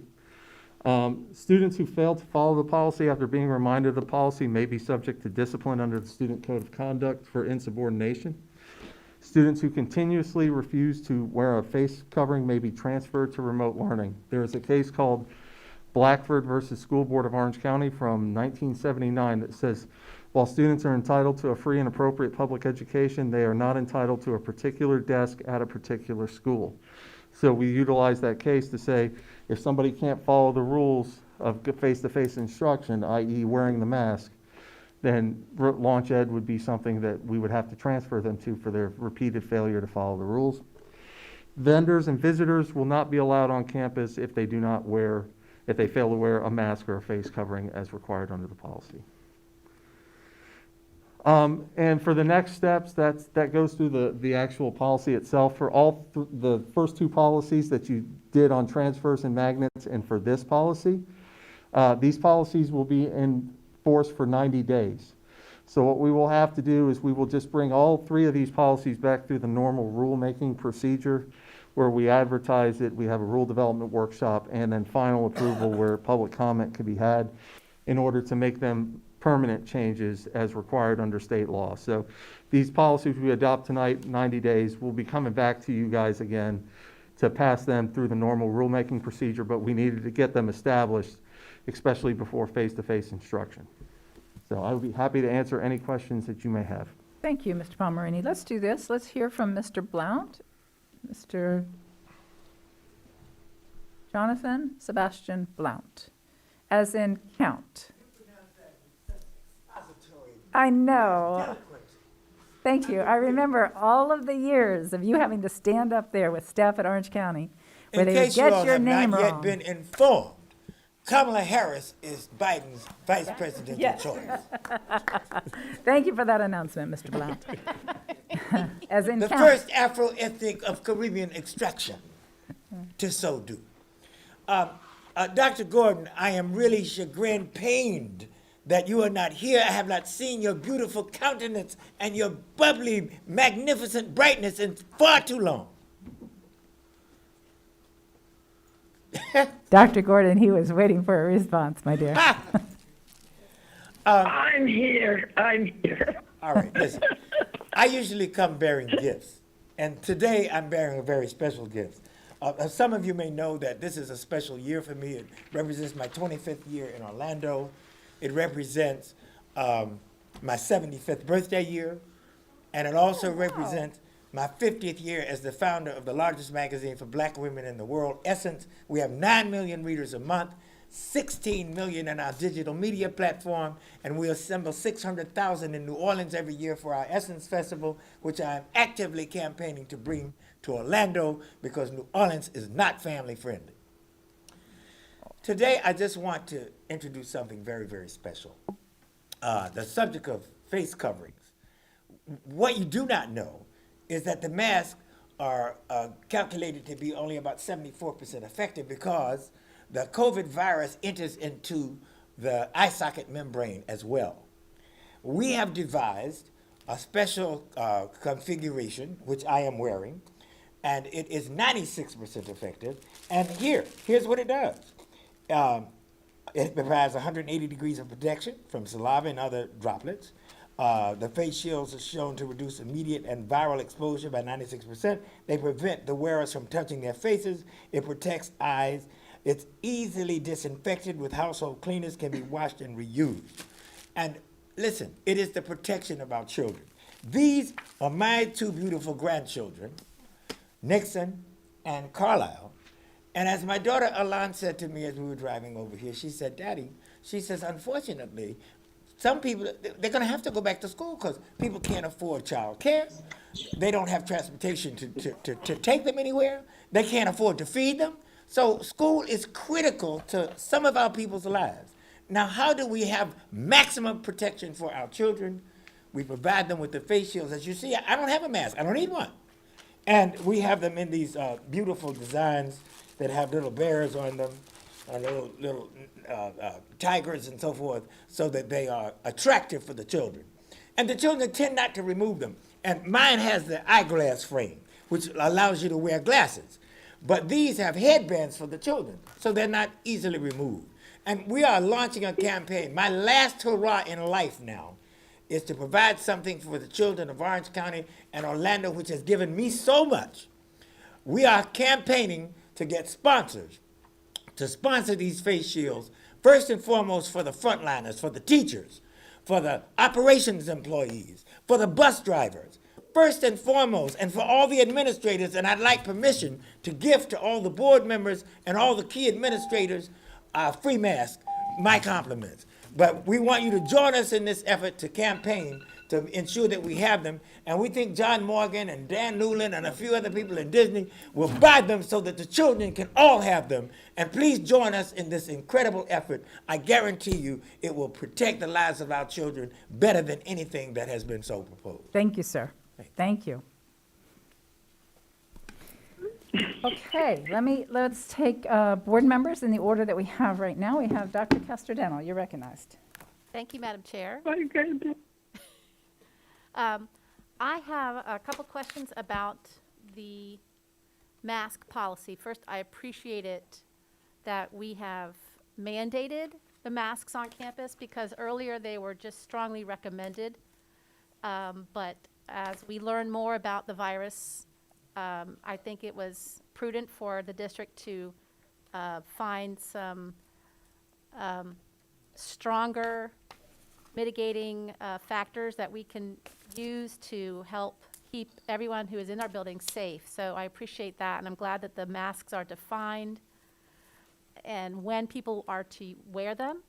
I have a couple questions about the social distancing aspect and when masks are used, and if the social distancing is defined as 6 feet or 6 feet when feasible, or 3 feet in the classroom. Do you know, Mr. Palmerini, if that was defined in this mask policy? I know they kind of go together. I don't think we say it explicitly in the policy. Social distancing, as the CDC guidelines have said, is 6 feet. There will just be times if we have, when we have face-to-face instruction, that social distancing just can't be maintained, just given the nature of our kids and how they congregate. Our intention is for them to be wearing masks anytime they are 6 feet or within somebody else. That is necessary in order to stop the transmission of the virus. So, but Madam Superintendent. And more specifically, Member Castrodeno, the state actually in their guidelines say 6 feet where feasible because they acknowledge that in the classroom you may not be able to get exactly 6 feet. That's why our students will have masks on in the classroom as well. So even if they're 8 feet apart, they're still going to be wearing masks. So for the majority of the day, they will have masks on. If they're outside having an activity, if they are strenuously exercising, and 6 feet at least apart, then they might take them off in times like that. All right, I appreciate that. And then one more comment about the communication of the policy to the teachers and the students for how to wear it, and so there's consistency in the district, and also for parents to know what the consequences are for students if they don't wear it. And I believe in your student code of conduct, we did put in a provision dealing with mask wearing and the requirement to wear masks. So I think the parents and students will get that communication because they will have gotten the code of conduct sent to them. And I think the code of conduct is sent through the Canvas program for the students to go over as well. For employees, we have sent this policy to CTA and to OSPA, so they are aware of it. Mr. Pollard's here, so we've had discussions about this policy coming into play when we had our negotiations over the MOU, so they are fully aware of it there. CTA has received a written copy of this policy, so that is something that teachers should be aware of. And I think that answers your question, and if it doesn't. Yes, I just want to recommend that there is an educational or training component that goes with this so that we're not relying on it just being in the code of conduct, but that we actually are educating them on this new policy. I think it's new to everyone, and we need to make sure that before we enforce it, that they really, truly understand it. Thank you. And Member Castrodeno, I think under the policy, what you'll see is the students will be reminded if they are not wearing the mask to put it back on, and they will be directed about how to appropriately wear it. The discipline doesn't come in until they've been given reminders and they are still not complying. So this is not going to be, hey, you're not wearing the mask the first time, you're getting disciplined for insubordination under the code of conduct. It's going to be, we're going to give some direction to say, hey, remember, you have to keep the mask on, you have to wear it over your nose, you have to make sure it covers your mouth. And then if the instructions are repeatedly not followed, then that's when we get into the disciplinary aspect. Okay, John, I have a question for, I'm sorry, Mr. Palmerini, I have a question for exceptions under D, outdoors with social distancing.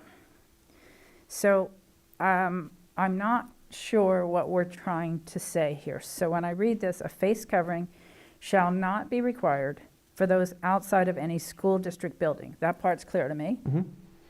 But then if I read the sentence with the or, a face covering shall not be required for persons outside of any vehicle. So you shall not be required to wear a face covering if you're outside of a vehicle, and then in parentheses, when there is more than one person in the vehicle. So I struggle, and that's why I sent this to you all, because I couldn't figure out how I wanted to change it, because I couldn't figure out what you were trying to say. So what are we trying to say here? I get the part, if you're outside of a building, you don't have to wear a vehicle. Or you don't have to, oh God, you don't have to wear a face covering. Although I would say, if you're not social distancing and you're outside of the building, I think you should wear a face covering. If we have our kids all lined up waiting to get on a bus or waiting to be picked up by a car, they should be wearing a face covering. But then the second part, you are not required to wear a face covering if you're outside of a vehicle. So if it's supposed to be when you're inside of a vehicle, but then it says when there's more than one person in the vehicle, that doesn't make sense either. I think the parenthetical has to be removed. Huh? I think that parenthetical has to be Well, removed. the parenthetical, I think, is backwards. Yes. I think maybe what's supposed to be saying is you are not required to wear a face covering if you are in a vehicle and there's not more than one person in the vehicle. But this doesn't say it at all. And I really hated to just spring this here because we have to get it right, which is why I sent my comments ahead of time. You got an idea? And the nice thing about, and not the nice thing, let me rephrase.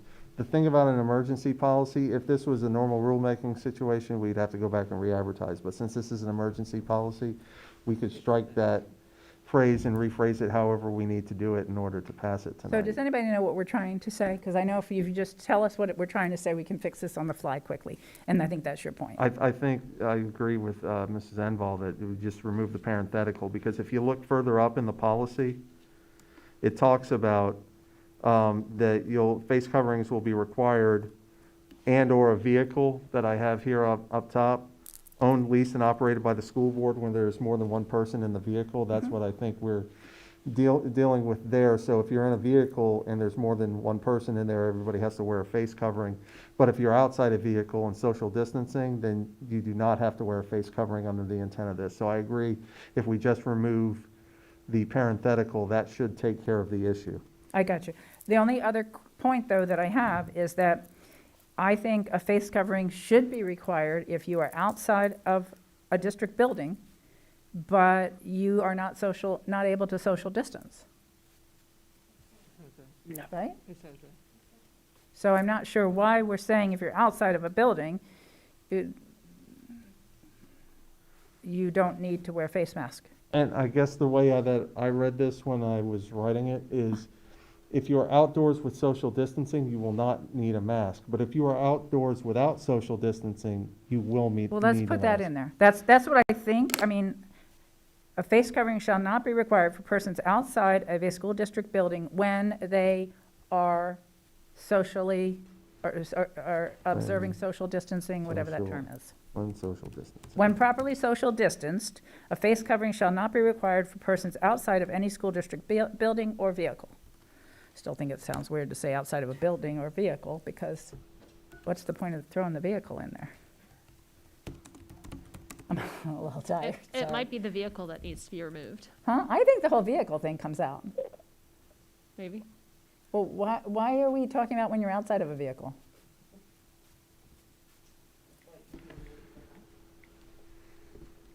Can we change that, though, to say, whatever I just said? When properly, I think Yes, when I've redlined properly it up on the social screen. distance, a face covering shall not be required for persons outside of any school district building. You want to keep or vehicle? Yeah, and then at And that then- point, the and- last part of the sentence becomes redundant, so. Oh. Yeah, I see that there. Sorry. I think I got so hung up on the parenthetical, I missed the last part of that. Thank you. Yes, ma'am. I'm pleased. I also had a question very quickly, but I think you largely addressed it. I wasn't quite sure how we were going to limit that H. What you described makes sense to me, that when it is necessary for instructional purposes, and I think if we could put that in there, because you're really talking about when your instruction can't really be effective if I can't see your mouth, your facial expressions. I just want to make sure that people didn't feel like any time I need to talk, I can take my face mask off because it's more effective for instructional purposes. So would you like to add when necessary, comma, for instructional purposes, comma, an Uh-huh. employee may temporarily remove his or her face covering? Yeah. Yeah? Okay. All right, next speaker is, next board member is Member Gould.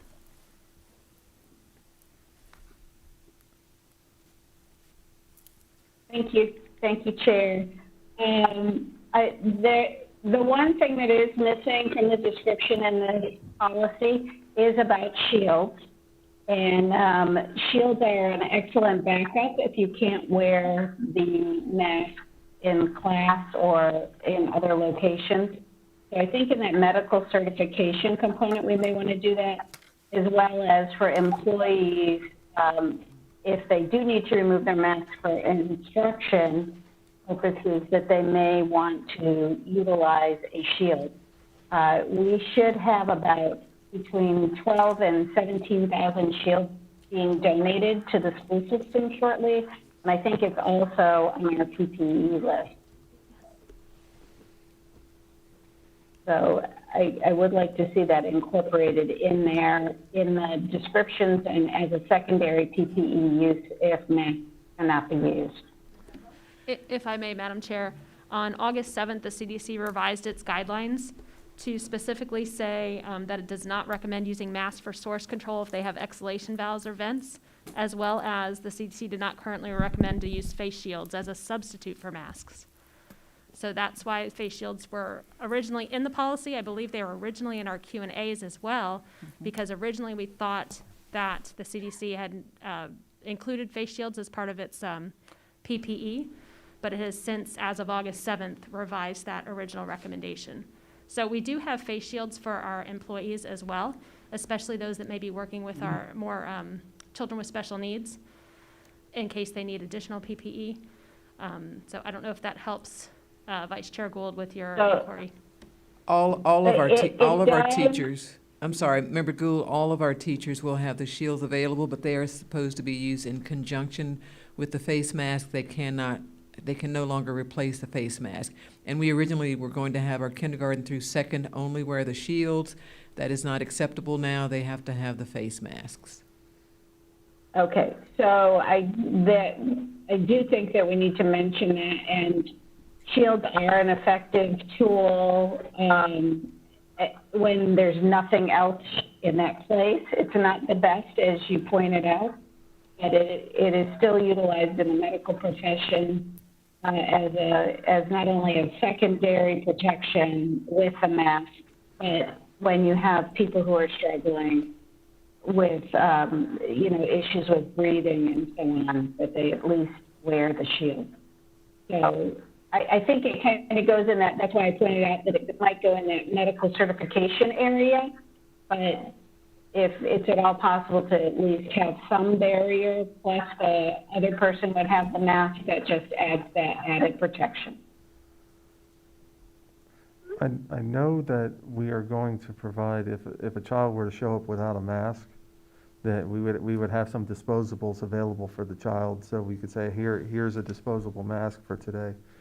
And I think we're going to be providing masks, at least, I think it's 2 reusable, Madam Superintendent, if I'm getting that wrong. We didn't actually put a number in there. It just No, depends no. on how many we purchase before the money runs out. Right. I think, though, Vice Chair's point is if there is a medical reason why a student can't wear a mask, if they can wear a shield would be better than nothing.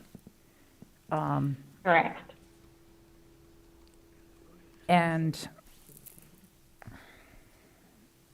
Because it's those 2 points of contact that are that double protection. So even though it might be the most, not be the most ideal protection, it's better than.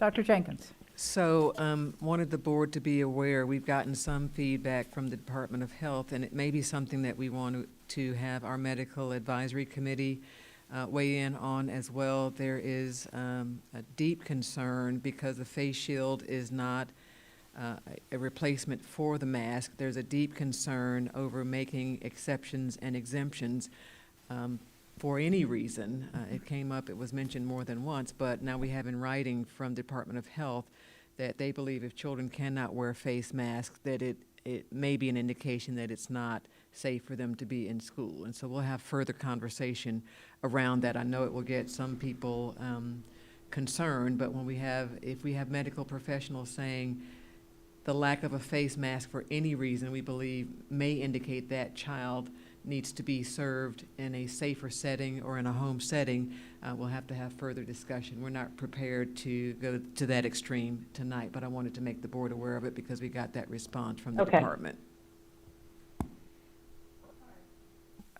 Next. Understood. I think the only other component there is we need to be able to tamp down any kind of illnesses that are coming into our schools. And it's not always that threat of COVID. It could be the flu or a cold, and it's just starting. And if they are not required to wear a mask of any kind, those shields are helpful. So if you'll just take it back and put it and look at just putting it under the medical certification, not in the general policy, maybe even run it by our medical advisory committee, that would be great. All right, so at this time, I think your latter suggestion that we run it by our medical advisory committee first would probably be the right course of action, and then we can determine if we need to bring that back for a revision. Let's go next to Member Gallo. Thank you, Madam Chair. I have just a few questions. From a safety standpoint, I'm concerned about our school resource officers on our campuses being able to identify children, especially at our secondary level, with masks on. Have we given any consideration to how we'll mitigate or minimize any type of risks? We're going to have new kids on campus. It's hard to tell who's who with the mask on, and so I was just wondering if we have any protocols or any safety measures in place for our school resource officers.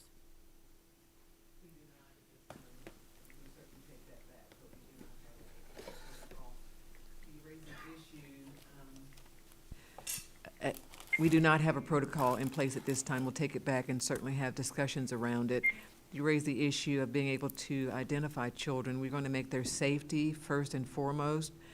But if an officer says, I need you to remove the mask, then we may have issues there as well. That's not been contemplated. We'll certainly take it back for discussion. Thank you. And if I may, Madam Chair, the SROs that I am aware of pretty much know everybody that's on their campus. They know their children by first name and last name. And so I think they probably will identify who is and who is not supposed to be there to the, to the extent possible, similar like they would do here in the building. No, I have utmost confidence in our SROs, but we do have incoming ninth graders that they won't be familiar with. We have SROs that transfer to different schools and incoming sixth graders, so thank you. And then my other question is,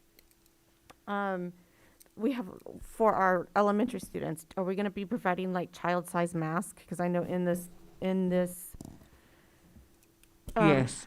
I'm sorry, I'm tired. In this policy, it states that it has to fit snugly, and small masks are not easy to find, so if they can't provide that. We have them. Thank you. Perfect, okay, and then my next question is for teachers that have asthma that are in face-to-face that cannot wear a mask due to their asthma, or a child due to asthma that it's not safe to wear a mask. What's our procedures and protocols? Where will we place that child? Where will we put that teacher? So on our medical advisory committee, we had a pulmonary specialist, and he said that was false. He would not write an excuse for a child not to wear a mask because of that kind of claim. Okay. So I guess my follow-up question is then what would be an allowable excuse not to wear a mask? What would fall under allowing a teacher or a student to be on campus and not wear a mask. Dr. Jenkins? So we are considering now medical exceptions or medical exemptions.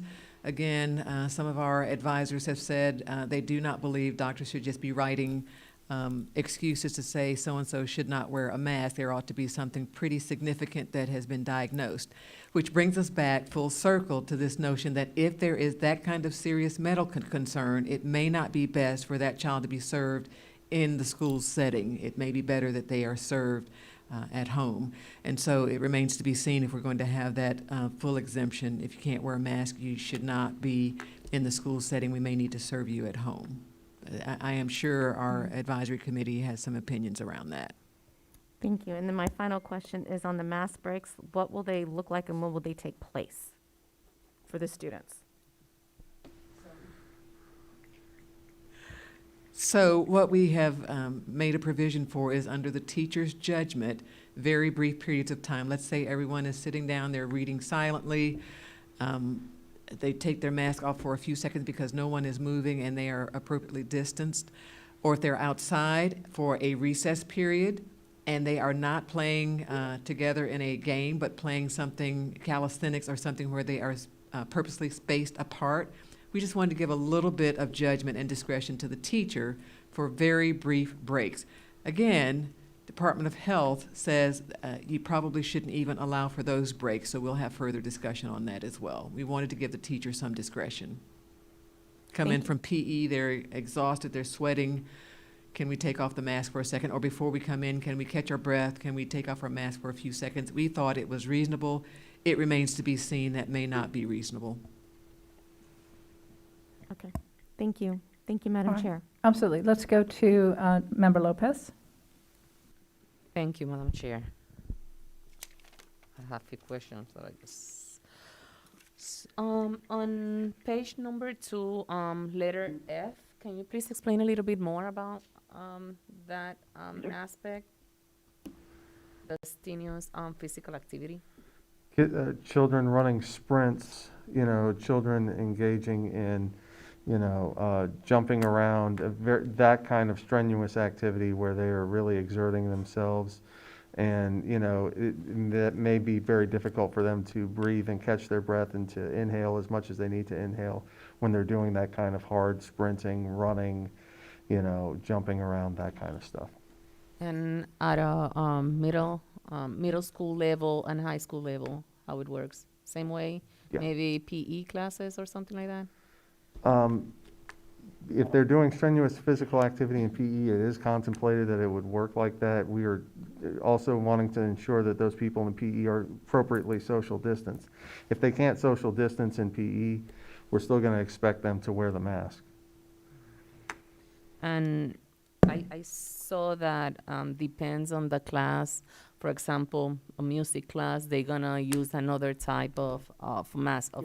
They're gonna wear a shield if they're gonna play an instrument. How it's gonna work, and in music classes with band. So currently, if you are in a choral class, you will have to sing with the mask on. If you are in band and there is a mouthpiece, you will be allowed to use the mouthpiece without the mask. We've actually looked into face masks that have a slit for the instrument. We think that does away with the whole notion of wearing a mask, and so it seems superfluous at that point. But we are certainly continuing to look at all those options. Mouthpiece, you have to be able to take the mask off. Singing, you have to sing with the mask on. So are we going to provide different type of mask, depends on the needs of the students and on the staff? For example, a Spanish teacher or language teacher or ESOL teacher that is teaching our ELL students, and they need to know how to pronounce words, and they need to see the mouth and also their peers. So are they gonna wear different type of masks? Are we gonna have, because we also want them to look alike, everybody to look alike with the mask that they are wearing as well. So how is gonna work? So for teachers who need to have the students be able to see their mouth, speech teacher, a second language teacher. Potentially, we have masks that have this clear cellophane in the middle. So it's see-through plastic in the middle of the mask. We do have those. And also, I saw on page 3, letter J, that I think is very important. A face covering shall not be required if a person is experiencing acute trouble breathing, is unconscious, or is incapacitated. Are we going to have trainings to our teachers, our personnel, to not expected to use the mask in certain cases, so they can identify when is an emergency? You know, why not to ask for a mask? Because if you see this type of behavior, I think the training for our staff is also very important, because something can happen with a mask. We don't know what is. I even was thinking about the ESC student as well, because sometimes it's a medical issue, but sometimes it's also behavioral, or sometimes it's sensorial. How are we gonna deal with that? Are we gonna have trainings for our staff, or maybe letters, link? I don't know, just need more information on that issue. So we will have training on the policy.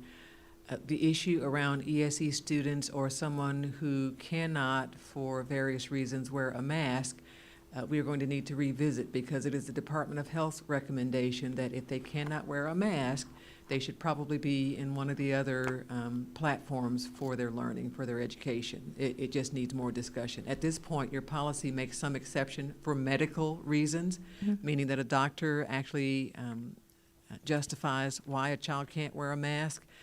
Department of Health has documented in writing to us they believe that would be in error, and that it would put children, especially that child who doesn't have the mask on, if they have an exceptionality or special needs, to exempt them from the mask, then you are then putting them at risk to put them in a school setting without a mask.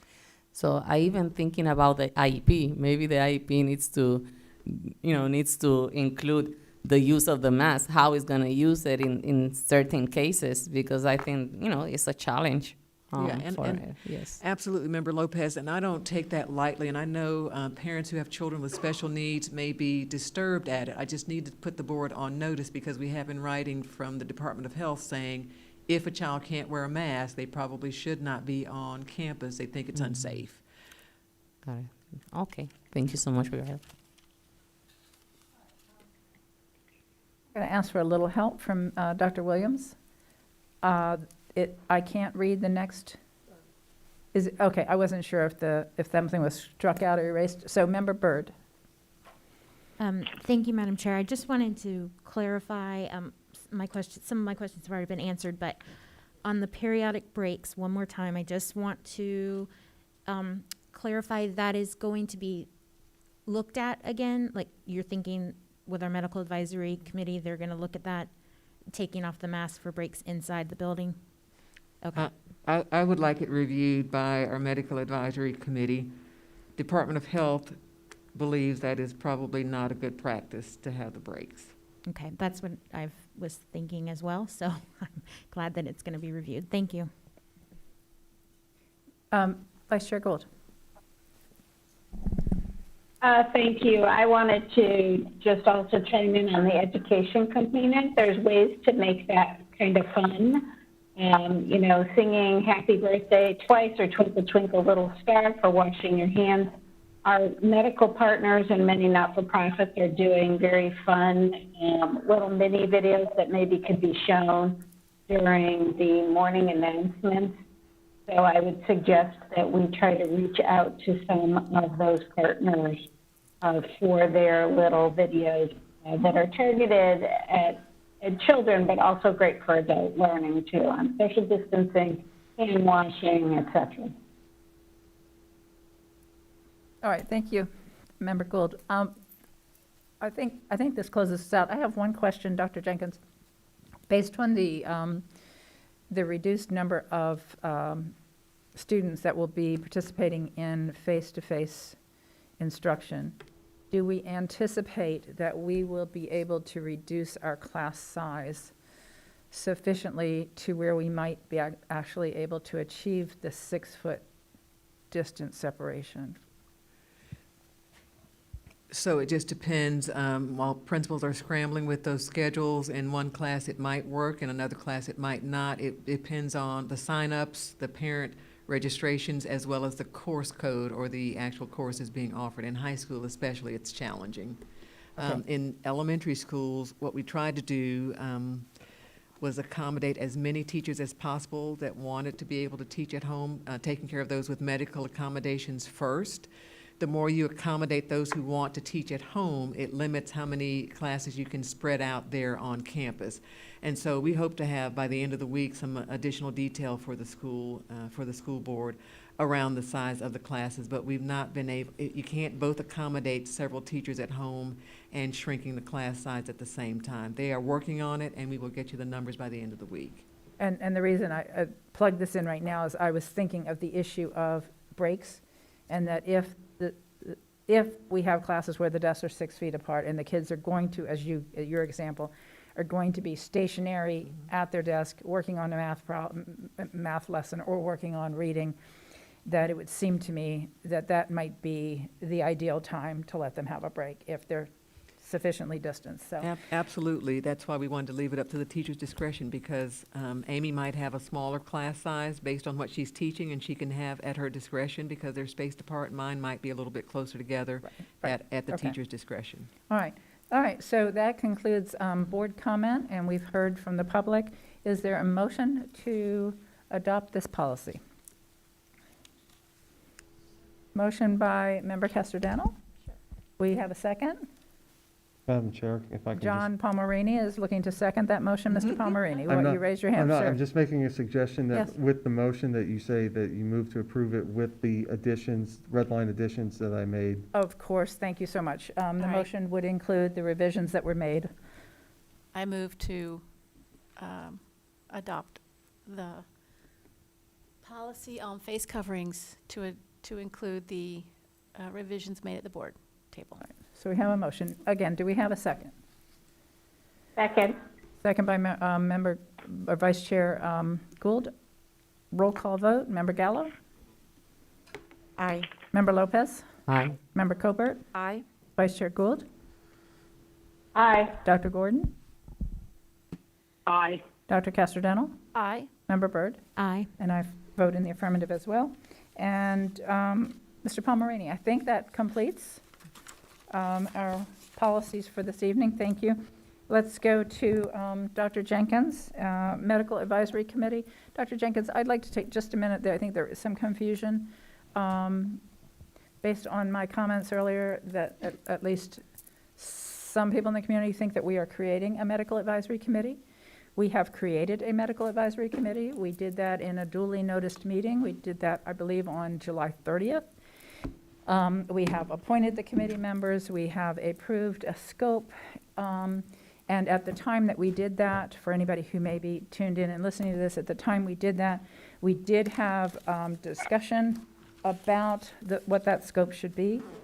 And because there was also some litigation and a request from our legal counsel that we not alter that scope until we had an opportunity to consider the legal advice of our counsel. We did not, I think, perhaps fully debate the issue as much as we might have, and that's why I asked to have it back on the agenda so that the board had an opportunity to discuss it here today. Ms. Enval, is there any question about whether or not we are legally poised to have a conversation about the scope and purpose of the committee? Thank you, Madam Chair. It was item 17.02 at the July 30th, 2020 meeting that you approved the Medical Advisory Committee and the membership. And at that time, you also said that you reserved bringing it back for potential revisions to the scope. And so that's why we're here today. I think we could not have been more clear at the time that we voted on the scope that that scope might change at a future meeting.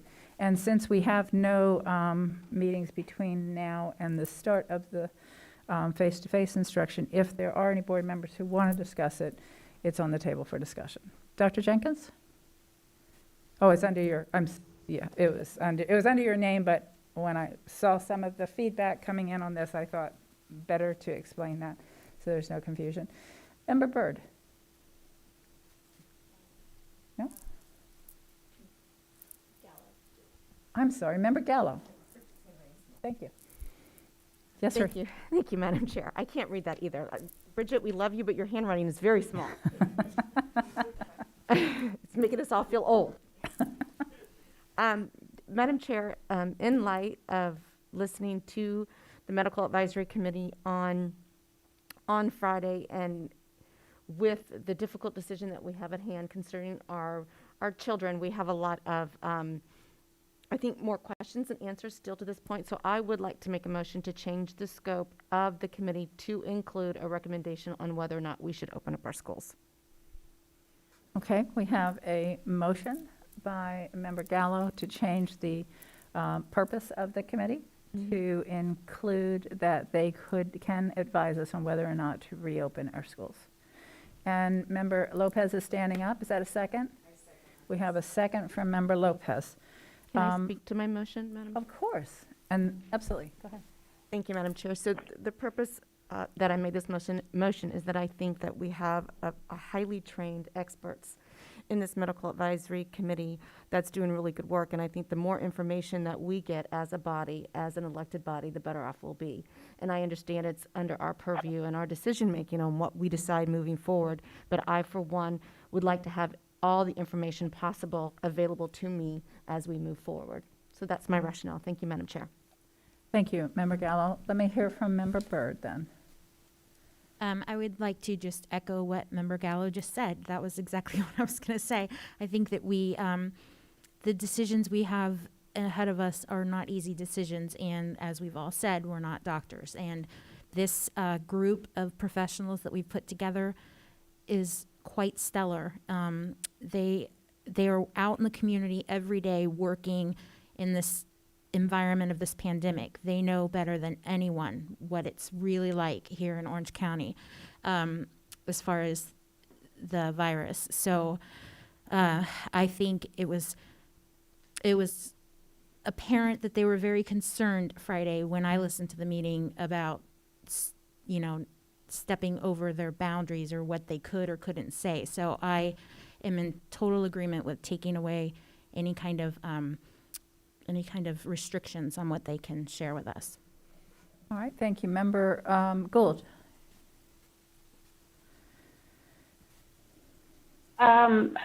So I'm not sure why they feel restricted, because when we went over this policy, I thought it was very clear that we wanted their expertise in order to make our own deliberation with that information. So I think I need a little more explanation on why we feel like we need to call this particular component of their advising out. So, Member Gould, I think I can probably answer that question. The limitation that we put on the advisory, on the Medical Advisory Committee's purpose was that they could advise us on safely operating our schools, but they could not advise us on the opening of the district, but they may advise us on the closing of individual schools. So we specifically limited their ability to give us advice on whether or not we should reopen. And that's what is on the table here. The motion would remove that restriction and allow them to give us advice about whether or not we should or should not be reopening per the emergency order in August. Doesn't mean that. So go ahead. I guess I didn't interpret that in the same way, because what I am concerned about is abdicating what we're elected to do. I am not wanting to limit what this body suggests that we should or should not do. And when we put that in there, I did not interpret it that they could not say, the numbers are X in Orange County, And instead of declining, they are now on the rise, and we think it is because of this. And, you know, here's the data, school board, on maybe you should relook at what schools, if any, should be open. I didn't see that as a hamper. So I guess I'd like to know what's the language change that we're looking for, specifically as it describes that committee, not just in this motion. Okay. I think the language was quite clear, and I think it was communicated in writing, and I think Dr. Jenkins also talked to members of the committee and explained the limitation on their advisory role, and it was specifically not to advise us on the opening of the district. So the language change that you're proposing, Member Gallo, let me go back to you for your motion. Yes, Madam Chair. My motion is asking that we change the scope of the committee to include recommendations on if we should open our school, recognizing that the final outcome of that decision lies solely within the hands of the elected officials that sit here tonight. Member Gould? So if I understand that, so wouldn't it be easier just to remove the restrictive language and still keep them in that advisory role? And I guess this is where the legal semantics come into play.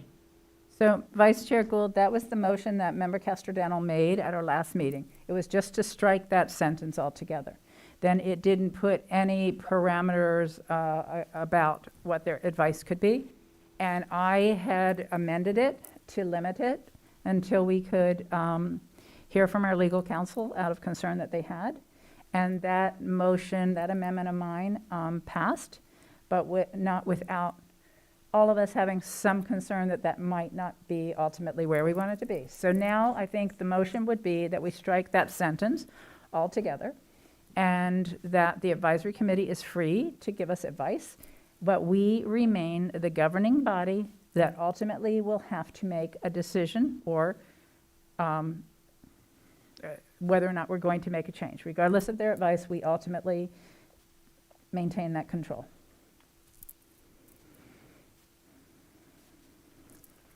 Vice Chair Gould, did that answer your questions? It does. It does answer my question. Okay. All right, let me go then to Member Colbert. Thank you, Chair. So when we met with the Medical Advisory Committee the other day, the thing that I told them was that while we are businesswomen, educators, former mayor, former state representative, even PhDs, what we are not are medical experts, and that's why it is critical that we receive their advice and guidance. And I would not want to limit that advice and guidance that they give to us. I would like them to advise us on anything that they deem important. So I'm going to support this motion. I also want to ensure, and I believe we established this when we met with the committee, that they will be able to continuously update us on any recommendations for our health and safety manual, that document is a living document and subject to change on conditions, and that I would like to continue to receive their advice on that health and safety manual. And then finally, just a question on delineating the responsibility of the Department of Health. It's my understanding that the Department of Health will be responsible if and when we have a case on a campus, that they will be the entity that will advise on quarantine, closing a class or a grade or a school, and responsibility for contact tracing. I want to delineate that responsibility lies with the Department of Health and not our Medical Advisory Committee.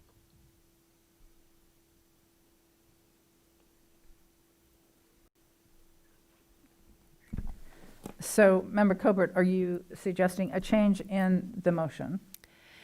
No, Chair, I think that's more of a question for clarification on whose responsibility it is to suggest quarantine or shut down or contact tracing. I believe that falls under the Department of Health. I just want to clarify that that is not the job of the Medical Advisory Committee. Dr. Jenkins?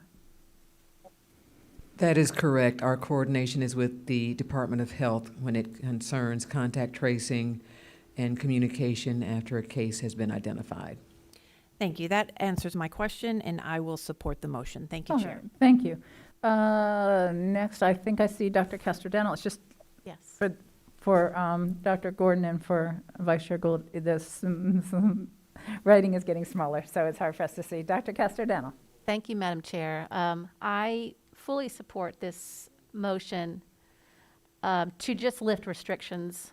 I think anytime we put restrictions on any medical professional, we unnecessarily tie their hands and we put ourselves at a loss. So I support removing these restrictions, and then also want to reiterate that just giving this medical advisory committee the ability to inform us does not mean that we are shifting that responsibility to them, but using that information so that we can make informed decisions. Like Member Colbert said, like Member Gallo, we appreciate that information, and the task before us is great. And no one up here takes this decision lightly. We think about it.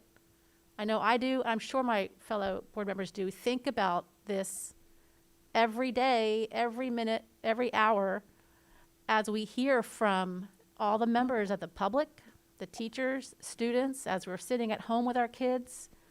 This is something that we are constantly thinking about. So any additional expertise that we can gather is only going to help us make that informed decision. I do have a question real quick that's related as to the membership of the committee. I know in the last meeting when we voted on it and approved it, the membership was public, who the members are and their medical specialties.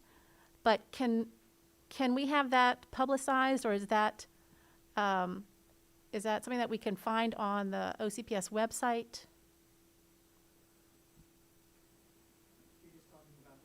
The members of this committee. You're purely talking about their name and their specialty? Sure, Yeah. or something about them, a little bit of biography or background. Yeah, we have public information, all of their biographies we can certainly add to our website. We have the document. Okay, I've had people ask who the members are, and I want to assure them that they are exceptional.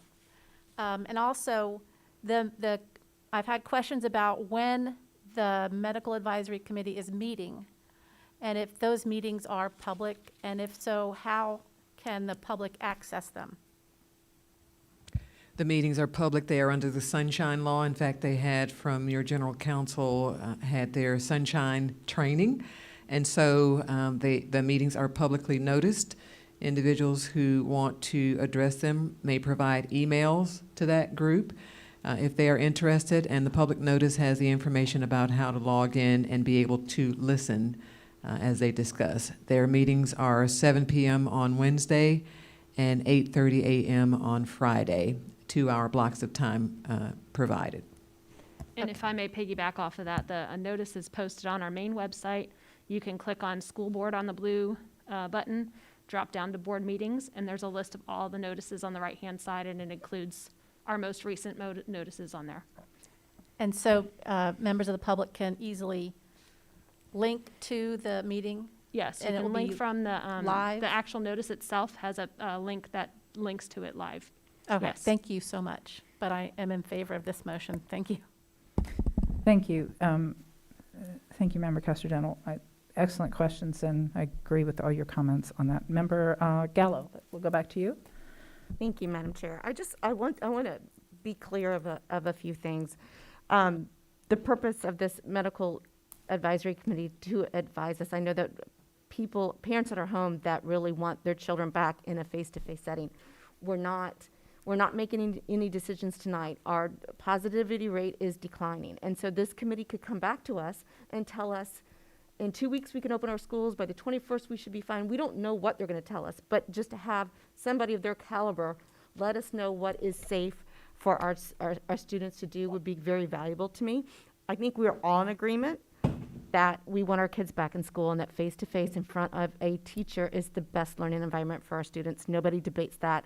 If we had our wishes, they would have begun face-to-face on August 10th. That's just not where we are right now within the state of Florida due to the outbreak. So I just want to be clear, we're not trying to make the Medical Advisory Committee a scapegoat. This will be our decision, and we don't know what information they're going to give to us. We're just looking forward to I'm looking forward to hearing that information. Thank you. All right, let's go to Member Lopez. Thank you, Madam Chair. I just want to explain why I want to second Board Member Gallo. We need to evaluate the decision of reopening schools based in scientific data. We have to look for the safety of our children and our instructional and non-instructional employees based on health expert recommendations.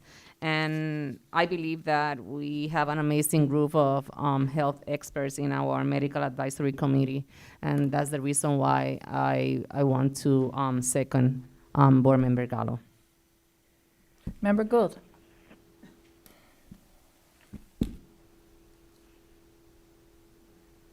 My mute button keeps moving. I am in support of this change, but I would like to make it a little clearer because this is not a short-term committee, unfortunately, because COVID's going to be with us for months. Even as the numbers decline in Orange County, we're still going to be facing challenges of spikes. We're going to be coming into flu and cold season, and there's just going to be some other health risks. So I really appreciated what Member Gallo had said about, making sure that this group is not a scapegoat of any kind or that we're hiding behind them in any way. And that we are looking for their advice and their best practice recommendation. And I would recommend that be part of what we add in there as we're subtracting the decision-making or advice process. And let me pull that back up so that I'm reading it. But I do think that it is important that we base this on best practices and obviously local data, which this group will do because they are a stellar group of professionals. But that may make it a little clearer to the community that they are providing this advice and best practice recommendations to us, and not just advising us to do one or the other, because there's a lot of data to take into consideration. Medical is first and foremost, but as Member Gallo and many others have pointed out, there's other circumstances if we're really committed to the success of every child. And Vice Chair Gould, that is included in their scope. The primary role of them is to help us make sure we're operating our schools. It is. It's not included in the purpose as it was written in that, which is what I was talking about. In that summary purpose, which is what's easy to pull up on our website. Dr. Jenkins. So it says, the School Board of Orange County, Florida is establishing a medical advisory committee to specifically assist with COVID-19 issues that the district faces. This committee will advise the school board regarding best practices for operating our schools safely. That's what I think you just said. You are correct. I skipped right over that and went to the next sentence. But yes. Okay. The best practices, yes. Advice and best practices for operating our schools safely. Yes. Thank you. Okay. I stand corrected. No, that's okay. Whoever it was that asked if we could put it on our website, I think that might have been you, Member Castellano. I think that is extremely helpful because I think people will have more confidence when they see the caliber of people. We have the chief medical director for our major hospitals. We have the infectious disease specialist for Nemours. We have pulmonary specialist, the chief of emergency. I mean, this is not like, we just picked our personal doctors and said, how about you serve on this?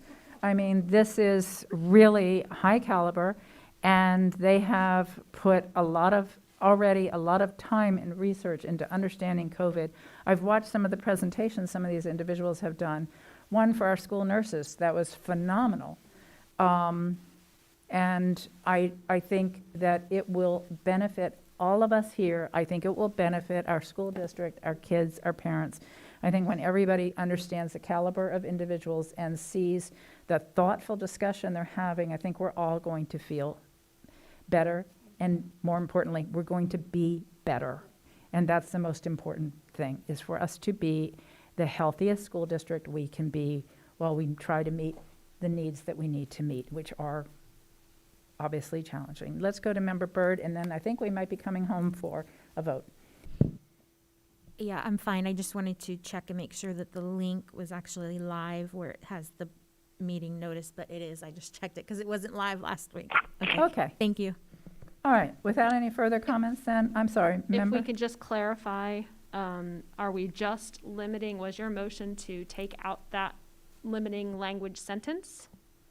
Yes. I'm trying to capture it for minutes Thank you. purposes. We're going to go back, yes, we're So going you to would strike be- that sentence. We'd be striking the sentence. Stop after the word schools Safely. safely. But then will we Period. keep the last one? No, As- period. Nope, okay. All right. But they still have to operate at the same time. Member Gallo. I'm sorry, we have a motion and we have a second. You were voting. Member Gallo.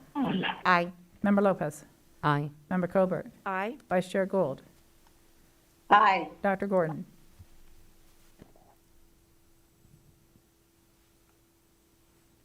Dr. Gordon?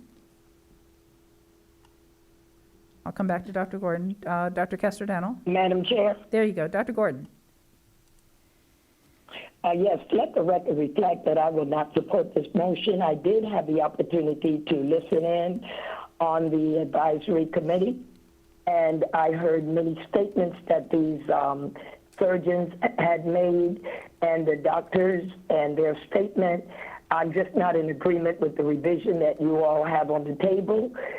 Since I did attend, anyone could advise us, anyone could guide us, but the people have given us the power to work with the State Department of Health and the Orange County Department of Health and the U.S. Surgeon General in his office and those that he sent here to help. And I also heard Dr. Hsu stated as the chair of this committee that he had a very strong relationship with Dr. Pina. And I am not, do what you please, but I'm not in support of this motion on the floor at this time. Thank you. Thank you. Dr. Kester-Dennell? Aye. Member Byrd? Aye. And I'll vote in the affirmative as well. Motion carries. Member Gallo, you want to be recognized? Yes, I do, Madam Chair, thank you. Since the motion has passed to change the scope of the Medical Advisory Committee, I'm wondering if it might be prudent that we call an emergency meeting to discuss their findings. They're meeting twice this week. I think it's imperative that we hear from them sooner rather than later as we move forward in our decision-making process.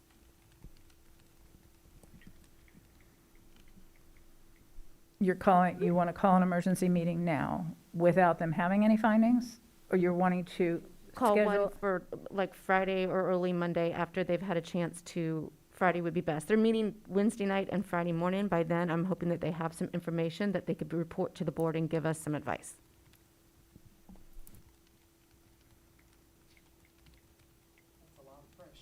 I'm not as confident as you are that they're going to have advice for us that we could act on Friday.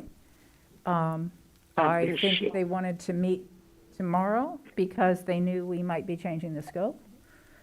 But I hear where you're coming from.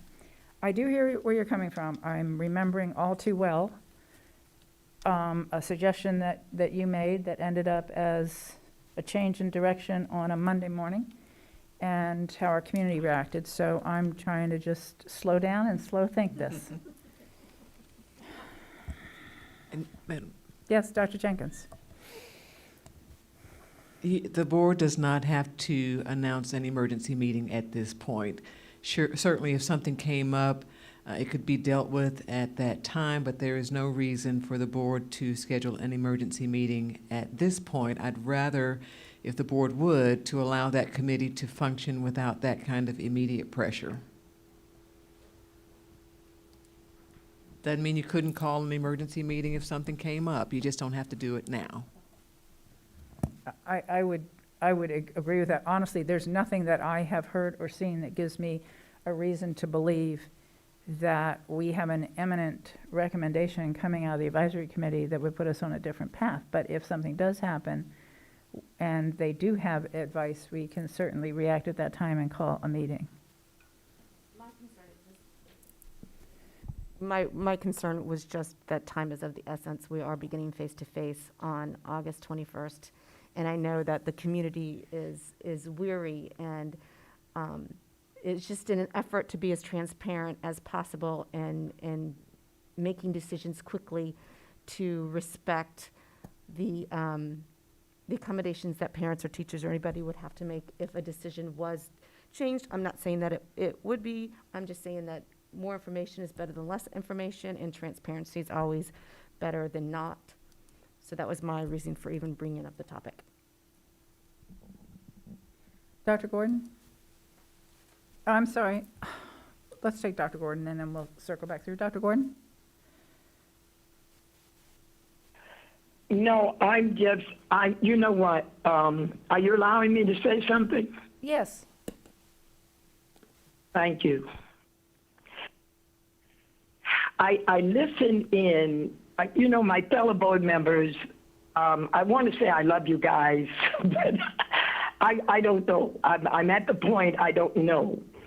I don't know where your thinking is, but I did listen in on Dr. Shu, and I love the way that he conducted that meeting.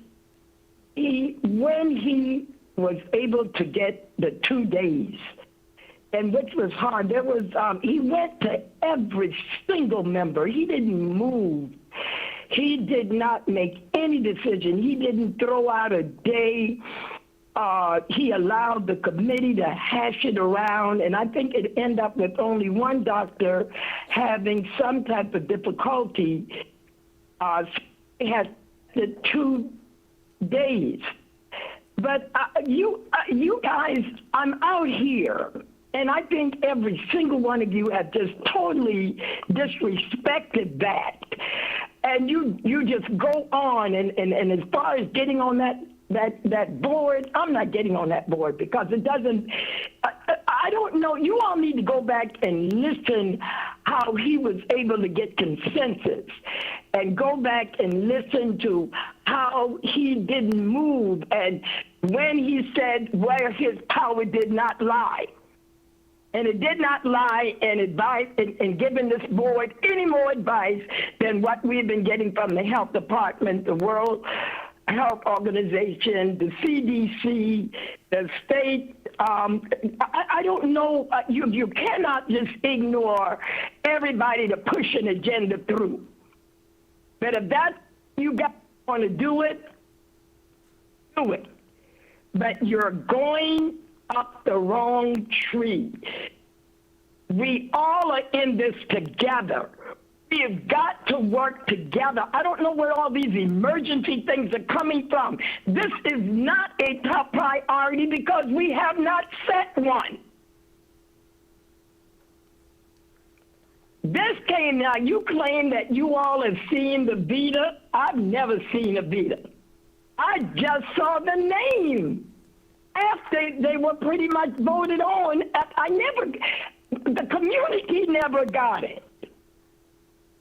And I'm not against any of them because thank God we have a superintendent that at least shared some things with us. But there were parents wanting us to get information in. But what touched me was when Dr. Shu said that he strongly had great relationships. These people work up under the U.S. Surgeon General. They are doctors. That's still a part of them. They don't have to take orders, but they got to still follow rules and regulation in the medical field. So, ladies, you all don't even think to ask me You probably ask Pam, but you don't even think to ask me, okay? You don't ask anything. You just move on. Hear somebody just throw out a day. What? How do you do that? How do you just throw out a day in a business board meeting? I'm just so lost on the leadership and how we are handling this as a top priority when we have people out there dying and getting sick and not following direction, and city commissioners running around trying to get people to wear masks. Okay? So already telling us, and Dr. Jenkins uses the word fluid. This thing is fluid, but we have spent so much time, it is almost 8 o'clock. And we can't even get our agenda approved. I'm sorry. I can't sit here and let it go. I'm sorry. I can't get a word in. I'm not coming down there. It's COVID headquarters. That's what the community feels. It's COVID, even the employees. It's COVID headquarters, and you guys know it. I don't know why. They said they only advise us because if they could shut us down, they probably would have shut down that building. I'm being honest with you. So I say to you guys, I just can't go along with you all with the way you're going. And I'm sorry. And no, I'm not sorry. I'm not going down. I'm going to be sued. These doctors are not going to be sued if they cannot give us what you are looking for. They can only do what Dr. Pina is doing, advising us. We were elected to have some kind of power to work with people in the community to do some things. And I'm just so disappointed. You all don't even ask anybody, do you want to do this? Do you want to do that? Well, let's do Friday. Let's do Friday. We had and then you use what we designed. We wouldn't even do Fridays for board. We decided that we are working ourselves from Monday to Sunday sometime. And our board wouldn't even, we decided with Bill Sublett, we didn't want to do Fridays. And y'all just throw out what's convenient. And never look around and ask, well, is that okay with you? Go back and listen to Dr. Chu, how he conducted that meeting. Time, Dr. Gordon. And I think we can get more done when we're all in the same pot. But right now, you got one board member out of the pot with you, and I'm not going down with you guys with this. And I've already given you my vote. So thank you for listening. But don't forget, I'm out here in La La Land listening to you all. Thank you, Dr. Gordon. Okay, the only way I know who wants to be recognized is to look to Dr. Williams. So I see we have Member Colbert. Thank you, Chair. So I am in favor of thoughtful, measured decision-making, especially with something as big as this. And we have not heard yet from our medical advisory committee. Most of the meeting was taken up with procedural issues and sunshine. They will be meeting twice this week. I think we need to listen to what they have to tell us and listen to their advice and guidance before we make a move on whether we need to hold an emergency meeting. Those are my thoughts. Thank you. Thank you, Member Colbert. Member Byrd? Yeah, I just had a quick question. If we have new information from them that might change anyway, we're moving on the 21st, how much time would we need to call an emergency meeting? Is it 48 hours? Yes, 48 hours is the best practice, yes. Okay, and then who can call an emergency meeting of the board? The chair and the superintendent can work together. Okay, all right, thank you. All right, Member Gallo.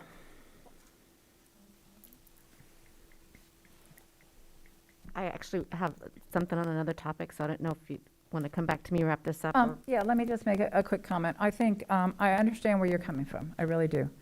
I think that calling an emergency meeting right now sends our community in another tailspin of assuming that you know, or I know, or somebody else knows that the medical advisory committee is going to make a recommendation that we don't open schools. I don't know that at all. There's nothing, again, I listened to the entire conversation. I've looked at what information's been put out by the different hospitals. There is nothing that gives me the sense that that's going to come from the medical advisory committee. And I am very reluctant to pre-arrange an emergency meeting that is going to have people believing that there's a change in direction. So, but I understand there's no right answer to this, and I understand exactly where you're coming from, that you're also thinking the sooner we tell people, the better. So I get that. I just, right now, I think that we're on the path that we're on, and unless we have some clear indication that there's a reason for us to change course, my inclination is that we don't call an emergency meeting. We monitor their deliberations, and if we need to have a meeting, we'll have a meeting. That's my thoughts on it. Thank you, Madam Chair. I Okay. appreciate that. And again, my intent wasn't to suggest that we would not be opening schools. They could very well tell us to. My intent really was just to have that thoughtful decision and to do it sooner rather than later so that we could put our community at rest, because everybody's guessing on if we're going to be changing our mind, moving it out like Hillsborough did, or what we're going to do. So it was really just in the essence of time so that whatever thoughtful decision we went with, that we would decide it sooner rather than later. But I understand that we need to take our time and be thoughtful. So thank you. And so just to close out this, I completely understand where you're coming from. I totally, and I'm not disagreeing with you. I'm just trying to figure out what's the best move to allow us to just take a pause and see what's going to happen. And I realize there's not much time, and it's a lousy situation to be in. So I do appreciate you throwing it out there, and I understand where you're coming from. So you have another issue. Go ahead. Yeah, thank you, Madam Chair. So, and this is a kind of a question and a statement at the same time. So for the Medical Advisory Committee, I'm not certain whose response is, I'm assuming it's the chair, actually, I do know. The chair's responsibility to set the agenda for the Medical Advisory Committee, and I'm wondering if we could ask the chair to put on the agenda. I know that we just passed the mask policy, but after thinking it over and receiving some emails and text messages, I'm really concerned with our ESE students and their inability to, due to behavioral issues, as Member Lopez pointed out, not being able to wear a mask. And if those are the people, if they can't wear a mask, and we say because you can't wear a mask, you got to be at home, those are the very kids that need that face-to-face instruction the most. And then we're kind of hurting those children the most. So I didn't know if we could have the Medical Advisory Committee review what best practices would be around that, and if the harm of having them at home versus in the classroom with the whole mask debate, what do they think and how should we move forward? Because I am very concerned about the regression of our ESE students and how much loss that they've had over the summer and since March. Thank you. So, absolutely. Let me clarify for anybody watching, when Member Gallo says the chair, she's meaning the chair of the Medical Advisory Committee, not me, the chair. But Dr. Jenkins, to you, the best way to communicate with the Medical Advisory Committee on specific questions that the board might have, like that question. So I have served as Dr. Shu's contact. He already approved the agenda. Some of it was discussed last time. He really wanted this time for them to get through the actual amendments, suggestions for the handbook, the health and safety handbook. The agenda was published yesterday. It had to be published by 7 p.m. yesterday because the meeting is tomorrow at 7 p.m. And so that agenda has been published. It may be, and I'll look to General Counsel, it may be that they just always have discussion items as part of their agenda, so they're not pressed with that. Wonderful of me to think of that now. But the agenda was already published. I can certainly, can the chair amend the agenda at the start of the meeting? They can, and they wouldn't have known to look at the face coverings policy because it wasn't adopted till tonight. Right. So he can just amend the agenda at the start of the meeting. Again, they've not been prompted to prepare for it, but they can certainly opine on it. Well, if not, I understand that tomorrow, the meeting on Wednesday is very short notice, but they are meeting again on Friday, and that would give them proper notice to maybe discuss it on Friday. If we could put that in their ear, I'd really appreciate it. Thank you. That approach might be better because it would also give them an opportunity to think about it so that they're not providing input without thinking about it. I don't think that group wants to do that. So I think Friday would be a better goal, that they could maybe report back what their thoughts are on that issue. All right, I'm hoping we're coming in for a landing because we still have a closed door executive session. So let me turn to to Ms. Enval. We have two things. We actually, after this, we are going to have a closed session for bargaining. And then I also need to make an announcement for an executive session, which is going to be immediately following the August 25th, 2020 board meeting. Pursuant to Section 286.0118 Florida statutes and in accordance with Board Policy BEC, an entity may meet in private with its attorney to discuss pending litigation to which the entity is presently a party, provided certain conditions are met, including the requirement of that transcript of the executive session will be part of the public record upon conclusion of litigation. In this case, I'm requesting the school board's advice concerning pending litigation in Eckers versus Orange County Public Schools and OJCC, docket number 15-017889 WJC. The executive session will be a closed meeting held in conference room E at the ELC and will take approximately 30 minutes, again, immediately following the August 25th, 2020 board meeting. Notice for this executive session will be posted. Those in attending would be Teresa Jacobs, Chair, Pam Gould, Vice Chair, Angie Gallo, School Board Member, Johanna Lopez, School Board Member, Linda Cobert, School Board Member, Kat Gordon, School Board Member, Karen Castor-Dental, School Board Member, Melissa Bird, School Board Member, Dr. Barbara Jenkins, Superintendent, Amy Enval, General Counsel, Frank Wazigan, Outside Counsel, and our court reporter. Thank you, Madam Chair. Thank you. Dr. Jenkins? If I may, I got a note passed to me. There were 2 administrators approved and appointed tonight. Oops. Congratulations to Marie. They may actually be listening if they had family members listening in. I am so sorry. Maria Gasper was a program specialist in our professional learning department. She's the new assistant principal at Pine Lock Elementary School. And Bethany Ledesma was the assistant principal at Chickasaw, will be the new principal at Chickasaw Elementary School. Congratulations to them both. Thank you. And Ms. Enval, I'm about to adjourn this meeting. Do we need to open the next executive session meeting in the public here? Or? No, not Okay. only for an executive session. What we're going to have next is a closed session on bargaining. All right, thank you. So- So this meeting is then now adjourned.